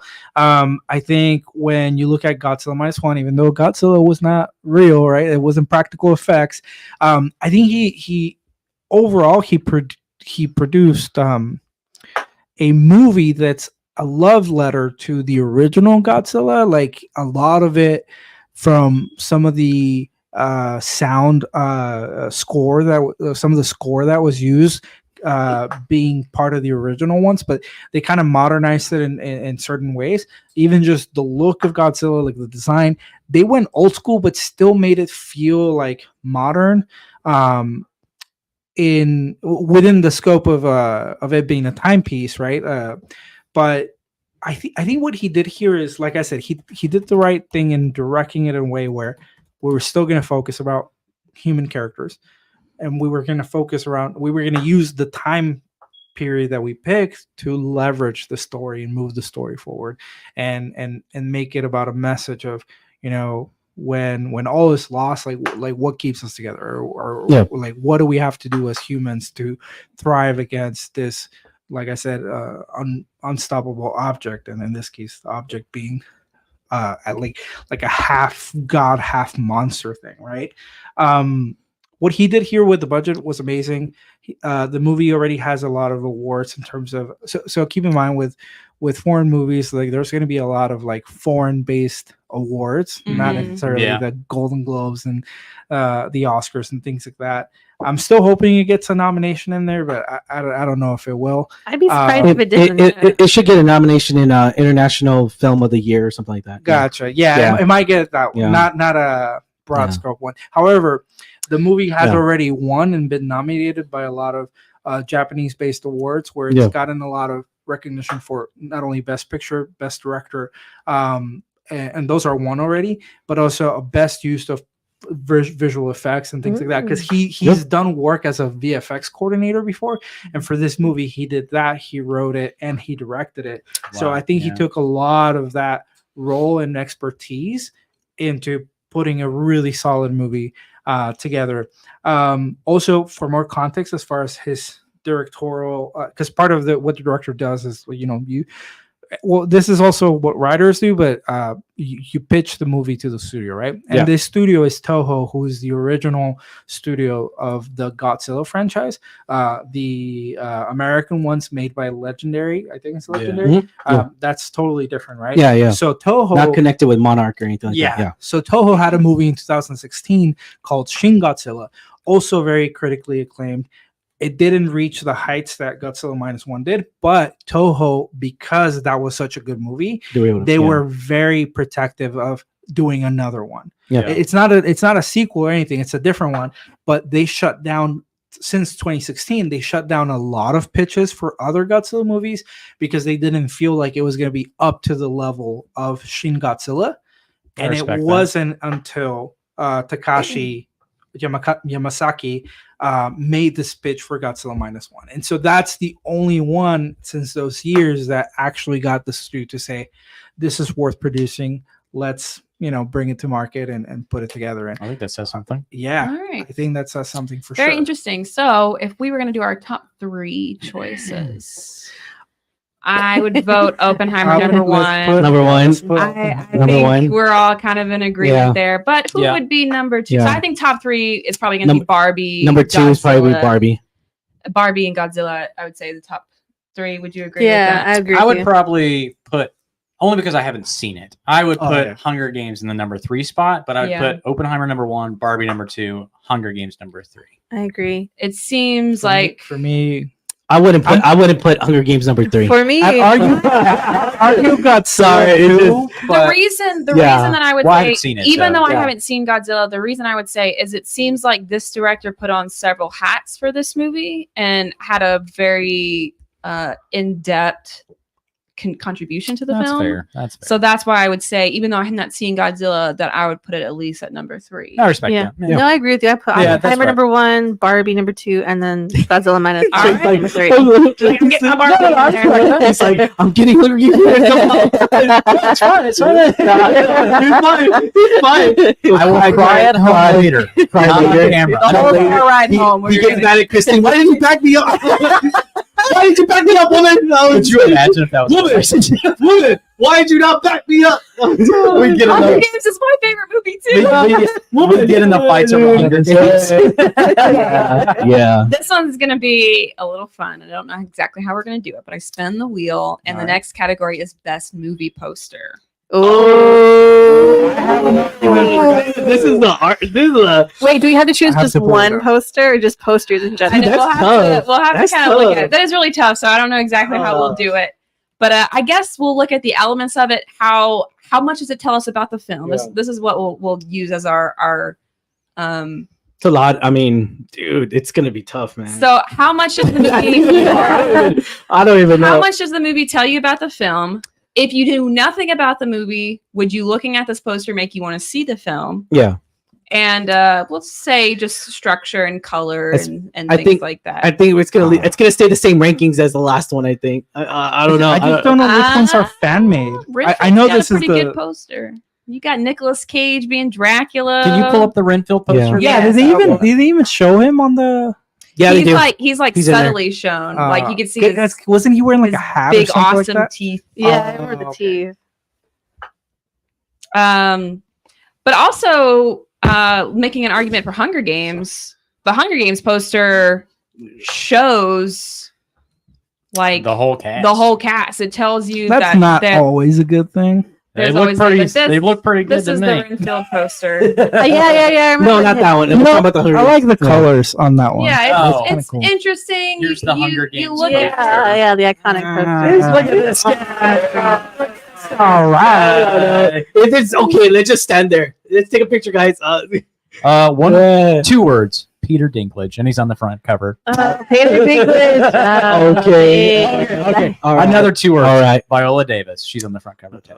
She's a queen. She's a queen. I'm not denying her hierarchy. I didn't like like it wasn't my least favorite actor, but I didn't love her as I usually do. I'll leave it at that. All right. I think the Godzilla one is it's simple, right? There's like a giant G, and inside the G you see like an image of Godzilla, and then it says Godzilla -1. It sounds simple, but it's very cool. It doesn't reveal too much, but they were obviously wanting to get people in the theater, so they really focused more on Godzilla himself. The movie was very secretive, so it didn't show a ton of the poster. Like even the human centric focus wasn't really something that they showcased too much on the posters or trailers. I think they kind of kept the focus on Godzilla, but I don't know. I'd buy a T-shirt of that Godzilla. It's a very -1 cool poster. design. It's. I mean, you see the monster, you see Godzilla. Like you're like, okay, I get it. This is going to be about Godzilla. Yeah. So I mean, it serves its purpose. Yeah, It's like standing. It's like standing there. I find so I found more posters though, but I just genuinely can't tell which ones are fake. At least Kristen has a cape. You know, does Hunger Games have a cape? Nicolas Cage being a vampire. Like, does Hunger Games have capes? No, they do not. So I'm looking at all of these side by side on my own, and I think the one that has But which poster though? That's what I'm saying. the main one that's on poster that's IMDb. used, yeah. Yeah. So I would say, as far as like taglines go, to me, it's Renfield versus Barbie. As far as like being fun, Oppenheimer is cool. See, I really like Oppenheimer's. I like the Oppenheimer poster. Oppenheimer shows serious. Like this is a serious movie. Like that's the tone. Cillian Murphy there, like Yeah. the bomb in the background. The bomb background. Like, I mean, the color scheme Yeah. is really cool. Like, Yeah, I would argue like as much as I loved the movie, I didn't. Yeah. The poster didn't really excite me, like because I already had seen. I think the thing that was most exciting about the marketing for Barbie wasn't necessarily the movie poster. It was more when they announced the cast. They did the promo shoots where they're all in the Mattel background yeah, with the Barbie, That and was you good. see like all the Kens and Barbies. That was more exciting than the actual poster because I feel like the poster you're just like, it's Barbie. Like you don't really get a sense of like who's in there besides the two main leads, what it's about, so on and so forth. So I loved the movie, but I wasn't very too simple. excited. Very simple Yeah. I poster. feel like they could have done something cool. It would have been cooler to have her doing like when she's in that black and white bikini and not like- bikini but suit. yeah, in the Yeah, beginning. bikini sounds That was- greater. Bikini sounds great, but Well, yeah, bikini sounds better. that was the first He outfit of said Barbie. it. I just agreed. you just That's have it. that big old 4K Oh, I TV, guess- and you I just want to see Margot. man. OLED TV. Yeah, Renfield, I I mean- mean, you've got Nicolas Cage's Dracula, you have Nicholas Hoult below it, and you have the tagline "Sucks to be him." it lets you know right there. The It kind lets of you know humor that you're this is going to going. be a Uh, great movie. It's colorful. It's like very like it catches your attention. If I Yeah. was walking through the theater and I saw that poster, I'd be like, "What is this? I need to see this." Hunger My Games, vote So, for is very number one is detailed. going to be Renfield. like Hunger Games. We're doing it democracy style. Hunger Games Damn. has the most people there. It's very detailed. Like you I like get, the you get a lot. It's layered. There's a lot of layers to that poster. It tells a very it's got layers and large depth story. compared to the other posters. Yeah. I don't think I can vote. Or I'm sorry, I don't think I can make more arguments for Godzilla. Godzilla's just it's cool. I'm looking. finding a lot of fan posters, but It'd be Yeah, cool there's in a probably- Let's see, t-shirt. what This is the one one that's on focused on- IMDb. yeah. So the one I like, I actually like the IMAX poster of that one. There's an IMAX one. There's this Yeah, IMAX yeah, one. that one looks That pretty was cool. cool. I like that one. So uh, again, though, we're talking about like Some of the totally main poster's gonna be marketing kind of hard because it's But like, also, isn't the okay, IMAX so the IMAX poster- poster of Oppenheimer is different It's too. the cloud, right? Yeah, it's the cloud. It's very like- different. Yeah. That's what I'm saying. So it's in like- general, though, as far as consistent, like once again, I was struggling to find the Yeah. poster that I would want to submit versus Yeah. like what you could find for someone. Because of that, I'm Yeah. okay if whatever you guys want to Yeah. qualify got. But I think in general, for one, I'll vote Barbie just because of the damn. like branding, coloring, and all that stuff. Like it's just hard because it's a property we know, right? Like Barbie as a whole. So Mattel, I yeah. think they Yeah. really went the plastic toyish type of vibe, and Yeah. so they sold Fun. it. They sold. Well, it why as don't we do it such. this way? We'll make this real simple so we don't spend too much time on this category. We're just going to go around. I want you to tell me which Yeah. one is number one. So my vote is for Renfield for number one. I'm a sucker for taglines, apparently, so I'm going to go Renfield as well. I'll probably do Oppenheimer. Oppenheimer. Oh wait, am I the only one? Tiebreaker. So you have to choose between Oppenheimer or Renfield. I'm gonna go Renfield. Wow. The posters, though. I don't like the movie much, but Wow. honestly, those posters were like cool. You know, I like them all. I can do a cape. Let me do a cape. So we'll put Oppenheimer in second since that was the next one. We need to figure out number three. My vote. Well, so I want you to just go say your number three. My number three would be Hunger Games. Let's see. Oh, we're doing number So- 2 and 3? Okay. No, number two is Because number Oppenheimer. three He's still gets automatically. points. So Okay. now we're voting for number three. Number three, just because of the layers and the depth I'm gonna go Hunger Games as well. Yeah. I'll do Godzilla -1. Godzilla -1. Godzilla. All right.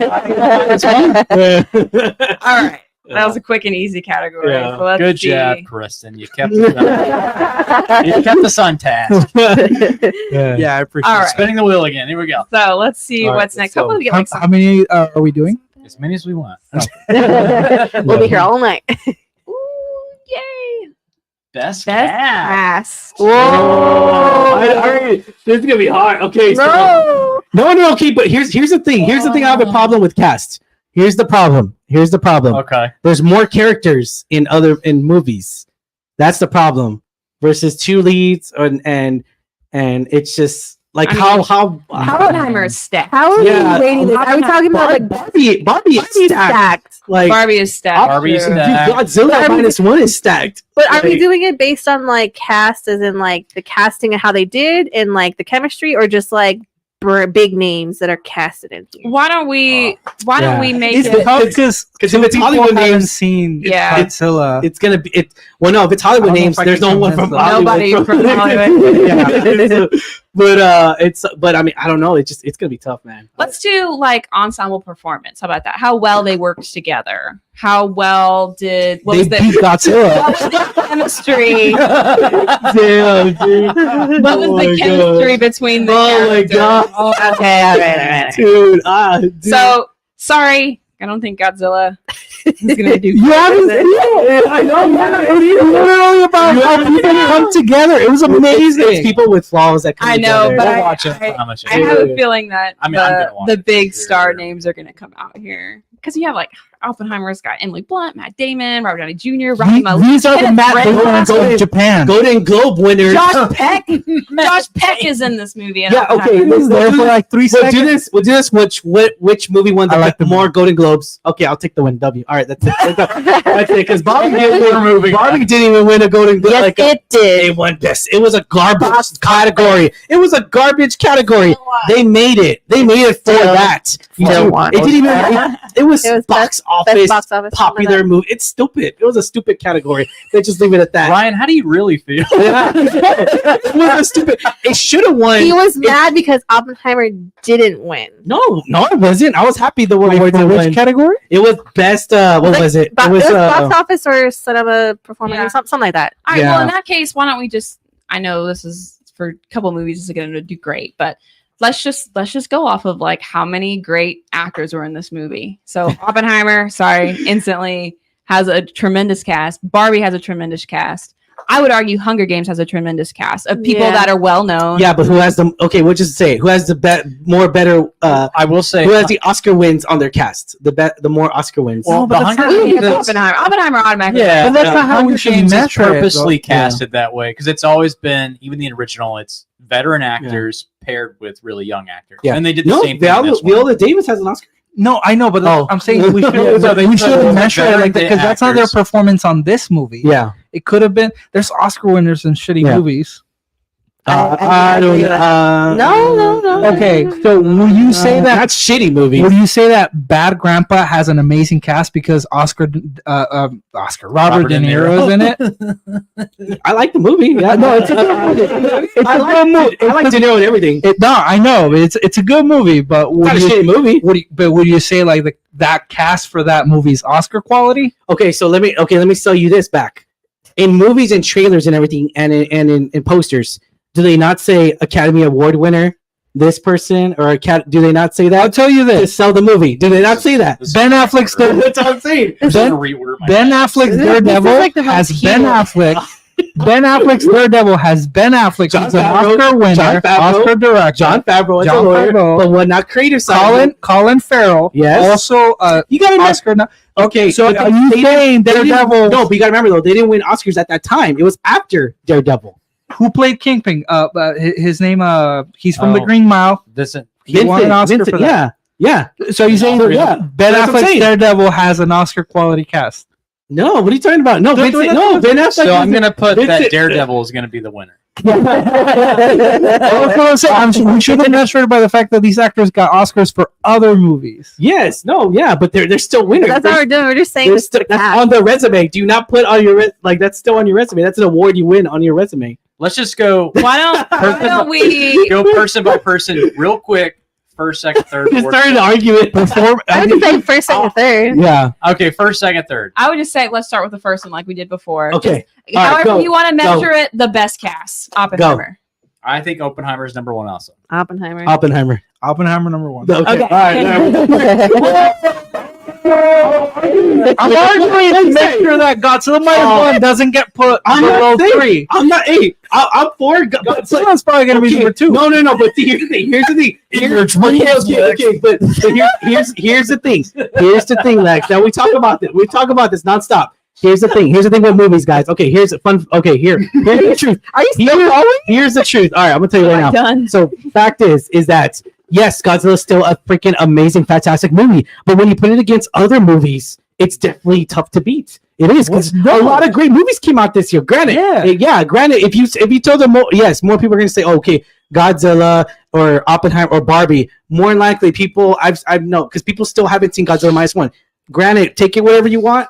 I'm just telling you, more people have seen Barbie and Oppenheimer than Godzilla and voting. The people are not voting. We're voting. I know. We're going off of how many people in this cast that I know and think was incredible. Yeah. Well, yeah. Even if I had seen I think I'm not saying the cast wasn't great. Even the kid, even the little baby dude. I'm not. I'll give that baby. I am not.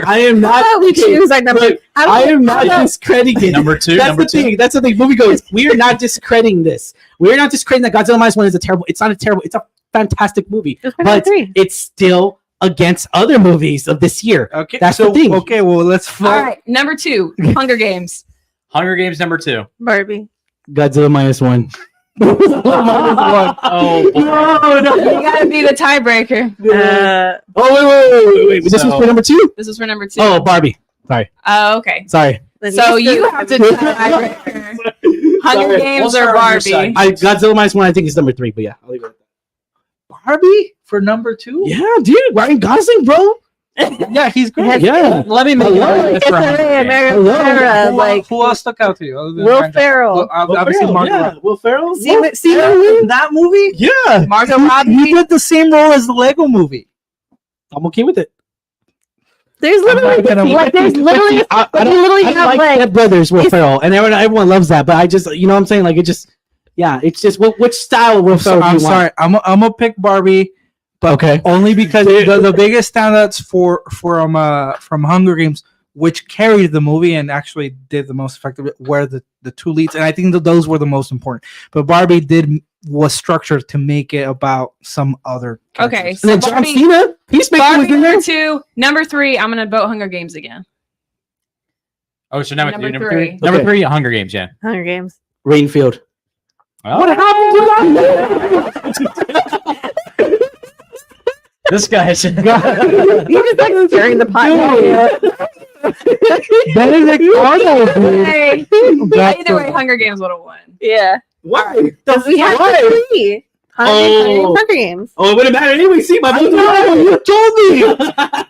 You should have been in the 3. I think we should do it. Now you know how Congress works. All right, next category: box office scores. There's no arguments there. It's facts. I apologize, Japan. Wait, box office scores.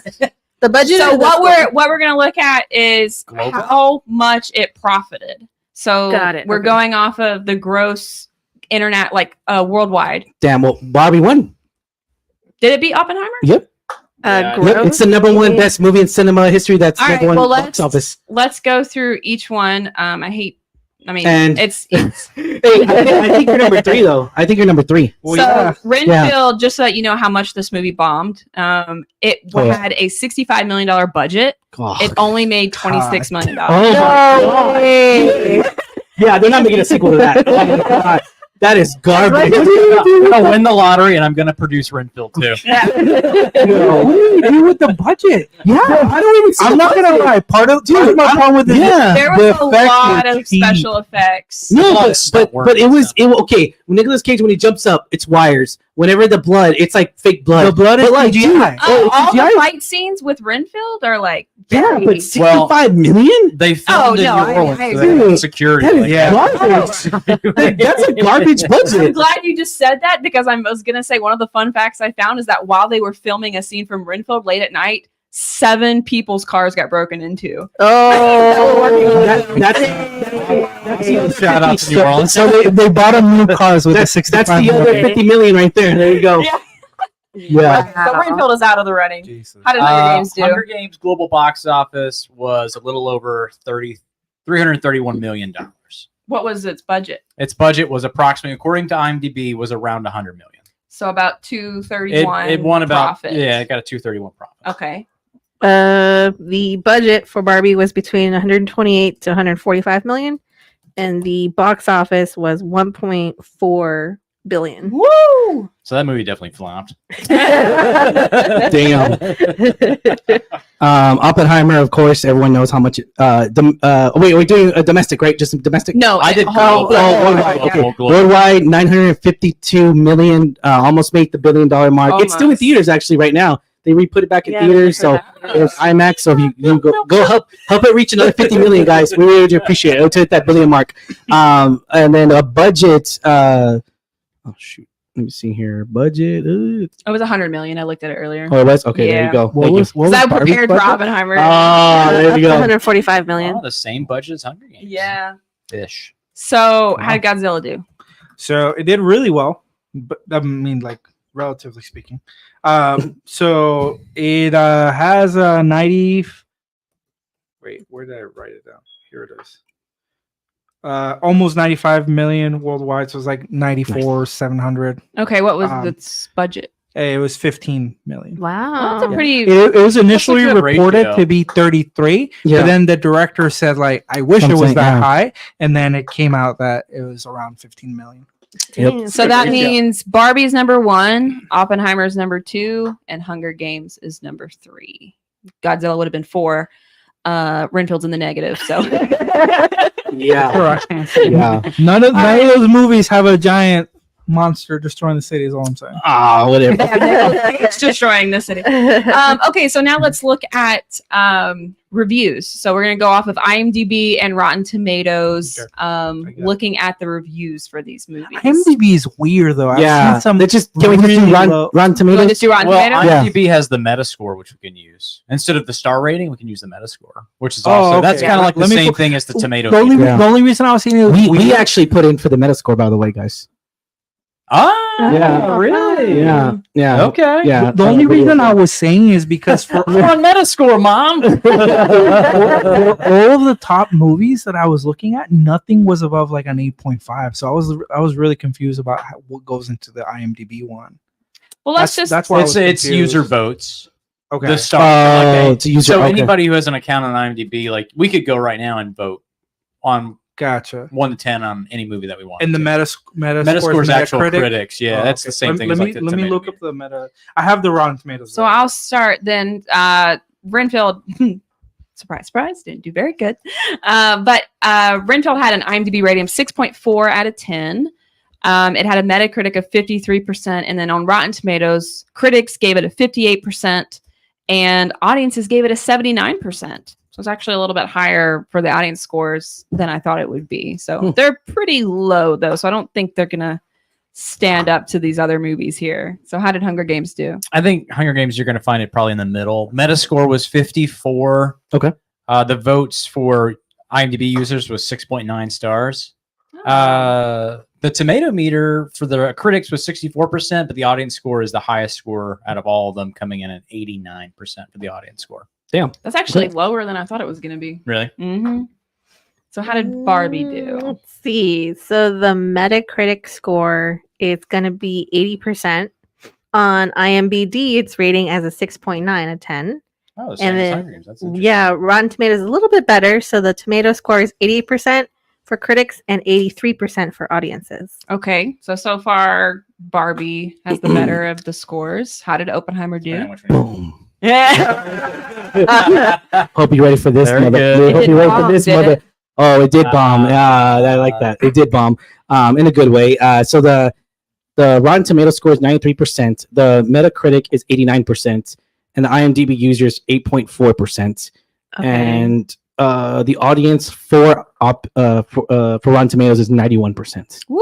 Wow. Yeah. So far Oppenheimer's Yeah. number 1, Barbie's Yeah. number 2. How did Godzilla And do? the only complaint is that the movie was too long. That's it. Yeah. I saw a lot of people complain about that, but hey, Act 3. break it in two then. Break it in two. Yeah, break it in two. No, I'm not playing. I was gonna play the roar sound. Holding for talent. Please hold. Hold on, I got it. Oh my god. I was poorly done. I was trying to mic drop with like a Godzilla roar, but this is I think where Godzilla is gonna reign champ. Okay.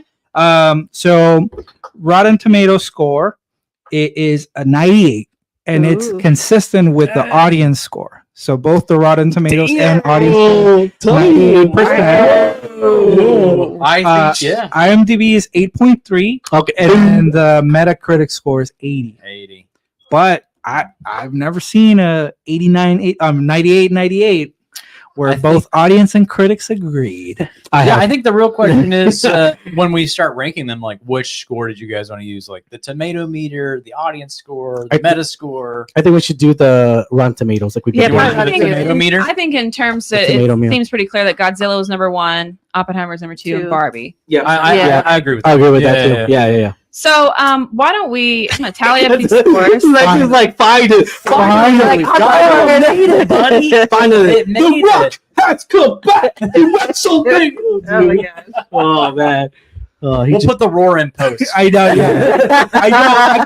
For some reason, I can't find like a clip of just roar. It always is like the build up, and I was like, damn it, YouTube. So here's what we can do. We'll go ahead and tally up these scores, and then to end, we can go around and say some fun facts that we found about each of our movies and end it off there. So like that. tallying our scores here, Hunger Games actually comes in 5th place. Wow. With Nice. 2 points. Renfield is 1 point ahead, Wow. only because that movie poster Damn. rocked. Ooh. So number 3, Wait a minute, Renfield beat Hunger Games? only because of the movie poster. I They think got 3 Renfield was points. a better movie than Interesting. Hunger Games, but that's Oh, just my I agree with that.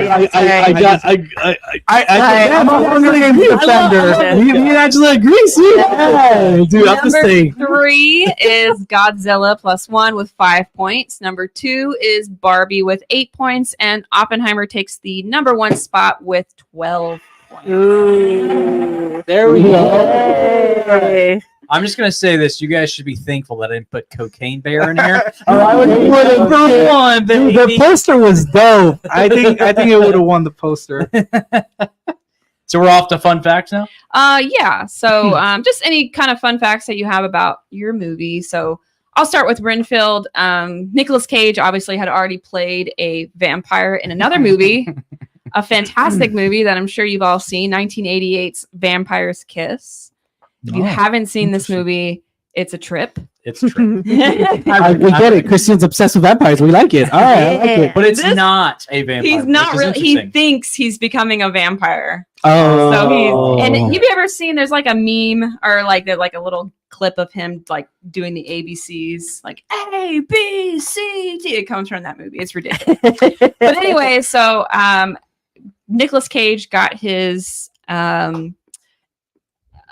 what's the word I'm looking for? Got his inspiration to play Dracula by watching Nosferatu in 1922. So he took a lot of his inspiration from Nosferatu. Nicholas Hoult and Nicolas Cage actually played in another movie together. When Nicholas Hoult was 14 years old, he played the role of Cage's son in The Weatherman. Oh Oh, wow, interesting. that's cool. I've already said this, but I'm going to repeat it because I think it's hilarious. During the production of Renfield, multiple crew members were victims of burglaries during a nighttime shoot. February 8th, 2022, was reported 8 burglaries as one shoot. we lived in New Orleans. It's got a big place in our heart, but You get What a city. Yeah. That's saying it lightly. I was And, gonna say the last week. There wasn't a lot of like really good fun facts for this one, but the last little thing is I don't if you've watched it, you know that Renfield has to like eat these bugs to get his power. Yeah. So what those were they were 3D models of real insects that they crafted into food grade silicon molds. So he was actually like eating these, and he said that there was close to 100 of each bug that was created. So he probably ate about 600 or 700 gummy Oh my god. bugs. That's wild. That's fun. All right, so that's all I had. There wasn't a whole lot for Renfield. So No, I just came up with 2 fun facts for this movie. One of them being, I mean, the big thing this year was the big SAG strike that took place. Yeah. So The Hunger Games was one of the few movies where the actors got an agreement from SAG that they could promote the movie as a cast during the actor strike. So I thought that was pretty fascinating. Oh, cool. So take that, Oppenheimer. Yeah. Just kidding.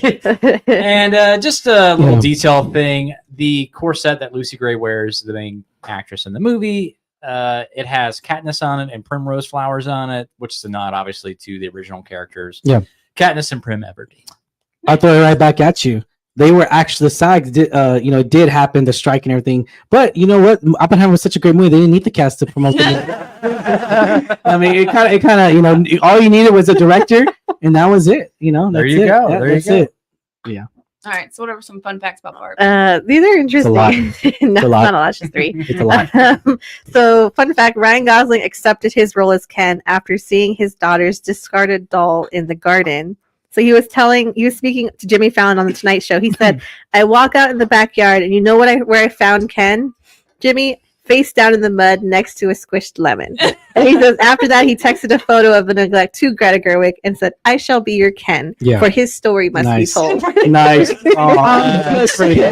Yeah, that's awesome. Right? That's such an appropriate Yeah. timing moment. It is. That second fun fact was Barbie was the first female-directed movie to gross $1 billion, Yep. which I thought was really cool.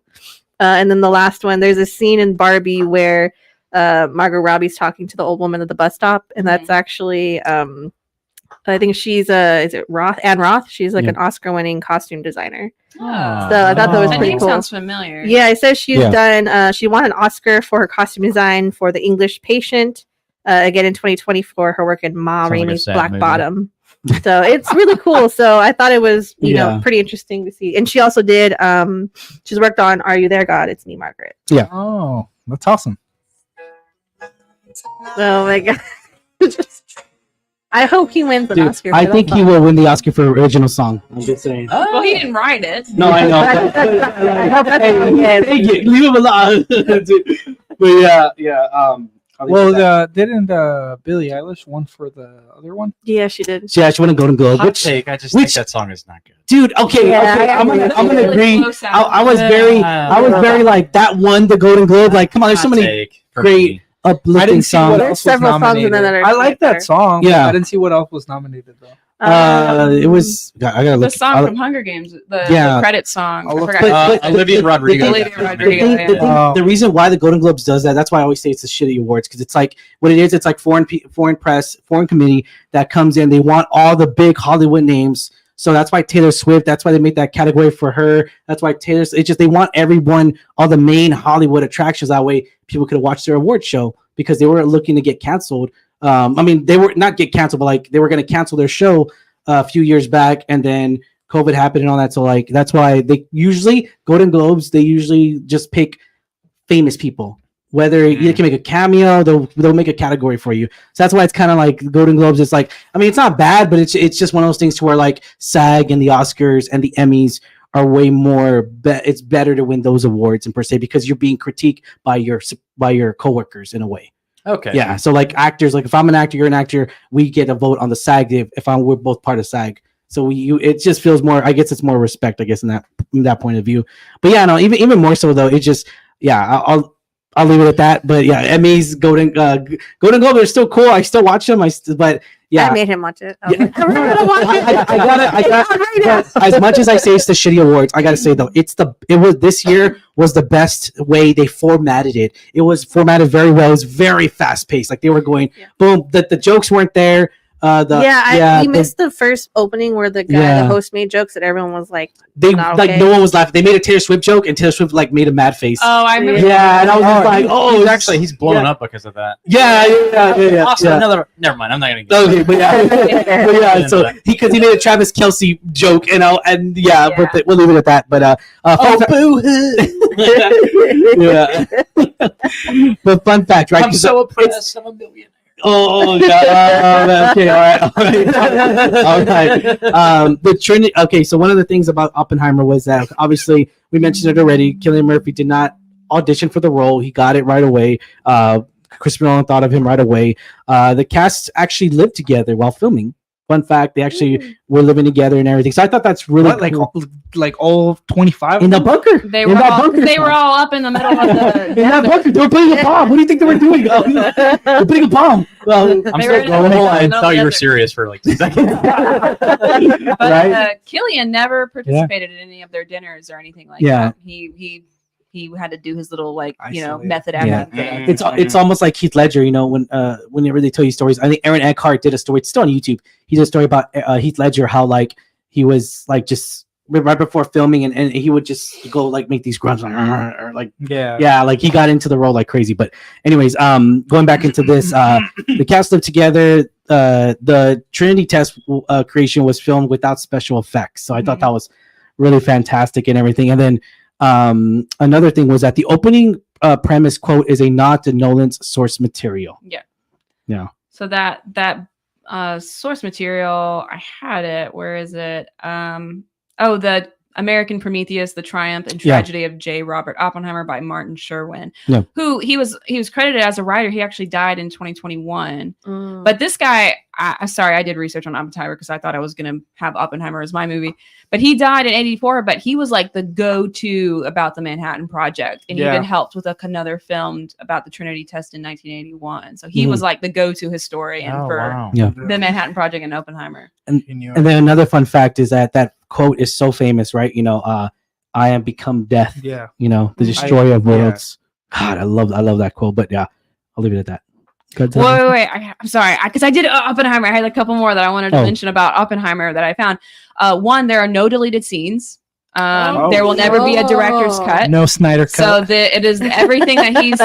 Nolan doesn't really do director's cut, right? No, I know, but it is kind of rare to hear no deleted scenes. So I'm sure. I think so. Yeah, because Batman stuff falls on even the Batman movies had some. No, that's Batman though. We're talking like. I mean, Nolan. Did Interstellar have deleted scenes? Probably. I don't know. Did Dunkirk have deleted scenes? Dude, most of them have to have. I've never heard of. So apparently there are no deleted scenes. Godzilla -1 have deleted scenes? Yeah, dude. You're not going to find any special. Oh, really? Oh, okay. I didn't know. Interesting. Dude, all movies have like not every single it's movie. in the minority if you have no deleted scenes. No, okay. Well, deleted scenes and extended cuts are two different things, though. You got to remember. No. Yeah, I know. Yeah. That's what I'm saying. Yeah. Because there's plenty of deleted scenes in Lord of the Rings, but there's also extended cut as well. Okie dokie. So the script was written entirely in first person, like first person from the perspective of Oppenheimer. They had to create an entirely new film to film the IMAX 70 millimeter in black and white. They had to create an entirely new film to be able to use. In countries including India, Pakistan, United Arab Emirates, there is no nudity. And what they've done, and you can find the picture online where she's sitting naked in the chair, they've digitized the black dress. I hate that. That's dumb. On her. That's bullshit. I'm sorry. And the last different part of the world. Yeah, the last fact that I had, which I thought was pretty funny, near the end of filming Nolan's previous movie, Tenet, star Robert Pattinson gave the director a book containing Oppenheimer's speeches as a gift, which drove Nolan to make the biopic. So we can thank Robert Pattinson. Thanks to Batman. Mr. Edward Cullen himself. Shut up. He was always a big fan of Oppenheimer, but that was what really pushed him to do it. Okay, here's the ranking. He's Batman, of course, right now, right? And then he's always going to be Edward. No. Always be Harry Potter. Cedric Diggory. Then then Edward. This is the skin of a No, coyote. it's Dude, Edward Diggory. Twilight Cedric number Diggory. 2, man. Twilight number 2, man. He did a great job as Cedric Diggory. Better than No, we're not talking about how great he did. We're talking about no his lines. iconic He had no film. lines. he had a bath. Yeah. Yeah. And then he said, I swear I told him to take them off, like the buttons. Remember he tells that? That's another line. Boom. 2 lines. Boom. Boom. Gotham. Gosh, we've been watching Gotham. Sorry. Godzilla. What are some fun facts about Godzilla? Okay, so I already mentioned earlier, as far as like the Toho, the studio didn't want to produce a movie until they heard the pitch from Yamasaki. But speaking of other Godzilla movies and directors, Gareth Edwards, who directed the 2014 Godzilla version, the American one, he attended a screening for the Godzilla -1 film. And he described like he felt jealous because like this is what a Godzilla movie should be. So he said that, and I think that speaks of the movie a lot when another director that's also directed for the same franchise or whatever to say that, right? So that was really cool. This one's really cool because the title. So I recommended this movie as soon as I came out of the theater. So one of my friends that I messaged was Andrew, and I told him like, dude, you should go watch it. When he watched it, he texted me. He was like, what do you think the -1 like in the title means? And I was like, oh, I don't know. Like I won't give spoilers, especially because you guys haven't seen it, but I gave him a theory based on something that happens in the movie. But I was like, I think that I'm reaching. Like I don't think that's it. But it turns out that the -1 refers to the fact that so the movie takes place right after World War II, and it actually it shows that the main character, he's a kamikaze pilot that failed to do his duty, and that's very dishonorable in their culture and things like that. So it all plays a role in the movie, but World War II to Japan and what they went through, even though they contributed to the war, but what it did to the Japanese people, and of course after the bombing of Hiroshima and things like that, that was in the movie. That's seen as bringing Japan down to zero, and then following that up by the calamity that is Godzilla as a being, and also its attacks on the Japanese cities. I don't think he got to Tokyo, but he got to destroy like one really big city. And so that is then seen as below zero, like bringing Japan even lower in terms of its presence and population, and just loss after loss. So then that is seen as being now -1, being in the negative. You know what's crazy is that Godzilla -1 and the atomic bomb are both like annihilations of the overseas. Yeah. Isn't that crazy? Wait, what do you mean? The annihilation, because what they use the atomic bomb for, Japan, and then like like they're all like catastrophes overseas. Oh yeah, both of them are, I mean, Godzilla -1's not real, but they're both it take place in the overseas area. And they're both around, not in the same area, but just definitely closest to each other than over here. Yeah. There's a couple other things, like there was there's a lot of names of the characters in the movie and things that they're like nods to people that worked on the original Godzilla movies. Like a lot of their names are the same and things like that. Like I said, it's truly a love letter to the originals, which are the director's also favorites. So a lot of it paid homage. But one of the ones that I found funny is the movie, as you guys saw, like, Godzilla won pretty decisively in terms of the Rotten Tomato score and things like that. It ended up being quite high. And that's after the movie. Like, we've seen Rotten Tomatoes sometimes like, oh, it debuts with 100% and then it starts going down. Like, there's a lot of Marvel movies or DC movies that have done that, and it's like, then it flops down. But with Godzilla -1, it held the 100% for quite some time after the movie premiered. Now it's 98, but for the longest time, there was no like negative reviews coming out. So once the first one, I don't know if it's the first one, but the first one started to come in, and it was just saying like, oh, there wasn't enough Godzilla, or there's like a lack of Godzilla presence, right? The director actually tweeted a response, and all he said was like, finally, LOL. So like it's kind of like he was making fun of like, oh, finally there's a bad one, or like finally there's like some feedback. Yeah. So it's kind of like nice little trolling, but also just like I assume as a director, like he probably wanted to get some sort of feedback. So to get it is fine, and even though it's, you know, maybe he didn't agree with it, but he was just like, oh, finally one came through. Like that's just kind of like a very baller thing. That was the same critique for the Garth Edwards one too, is there wasn't enough. Yeah. Godzilla. But once again, the humans are not interesting. Like that's what'll happen. Yeah. First off and foremost, I do want to say 808 Physical Media. I saw you commented way back when. First off, you did say he do wanted to put a notion on there. He did say Five Nights at Freddy's is my worst movie of 2023.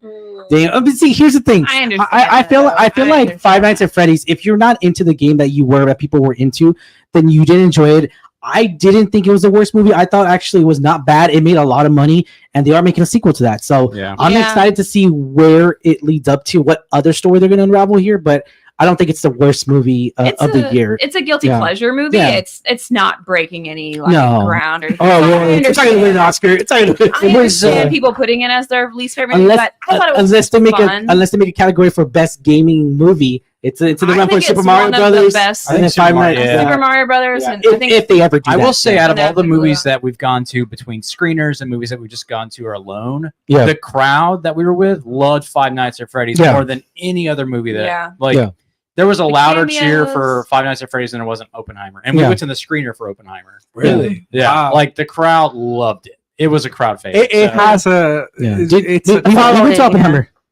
No. They're talking about the Five screening Nights of at- FNAF. Five Nights at Freddy's. Oh, well, we went to the screener of Oppenheimer. I didn't go to that. Oh, you didn't go to that one? I haven't seen that movie yet. Oh, okay, yeah. It was huge. No. The Five Five Nights at Freddy's. Yeah. Sorry, That's what I thought too. I was like, wait, you were there? I was No. like, Because I was saying wow too, because you said Five Nights at Freddy had like louder cheers. It had louder cheers than Oppenheimer. Yeah. People were just cheering and calling, like, because there's a lot of cameos, like famous YouTubers, like the game theorist who just announced his retirement. I know, I saw that. But he was in that movie, and it's a really good cameo, and it sticks pretty close to the lore of FNAF. I think I don't really care to play the games, but I like the lore of FNAF. So I mean, I can see why people don't like it. But thanks for the comment. No, I like that created some conversation. And then also, fantastic job, Alamo City. Thank you, buddy. 808 Physical Media. Thanks for tuning in. Vivid Cinema. Vivid Cinema comes in. Nicolas Cage for the win. Wow.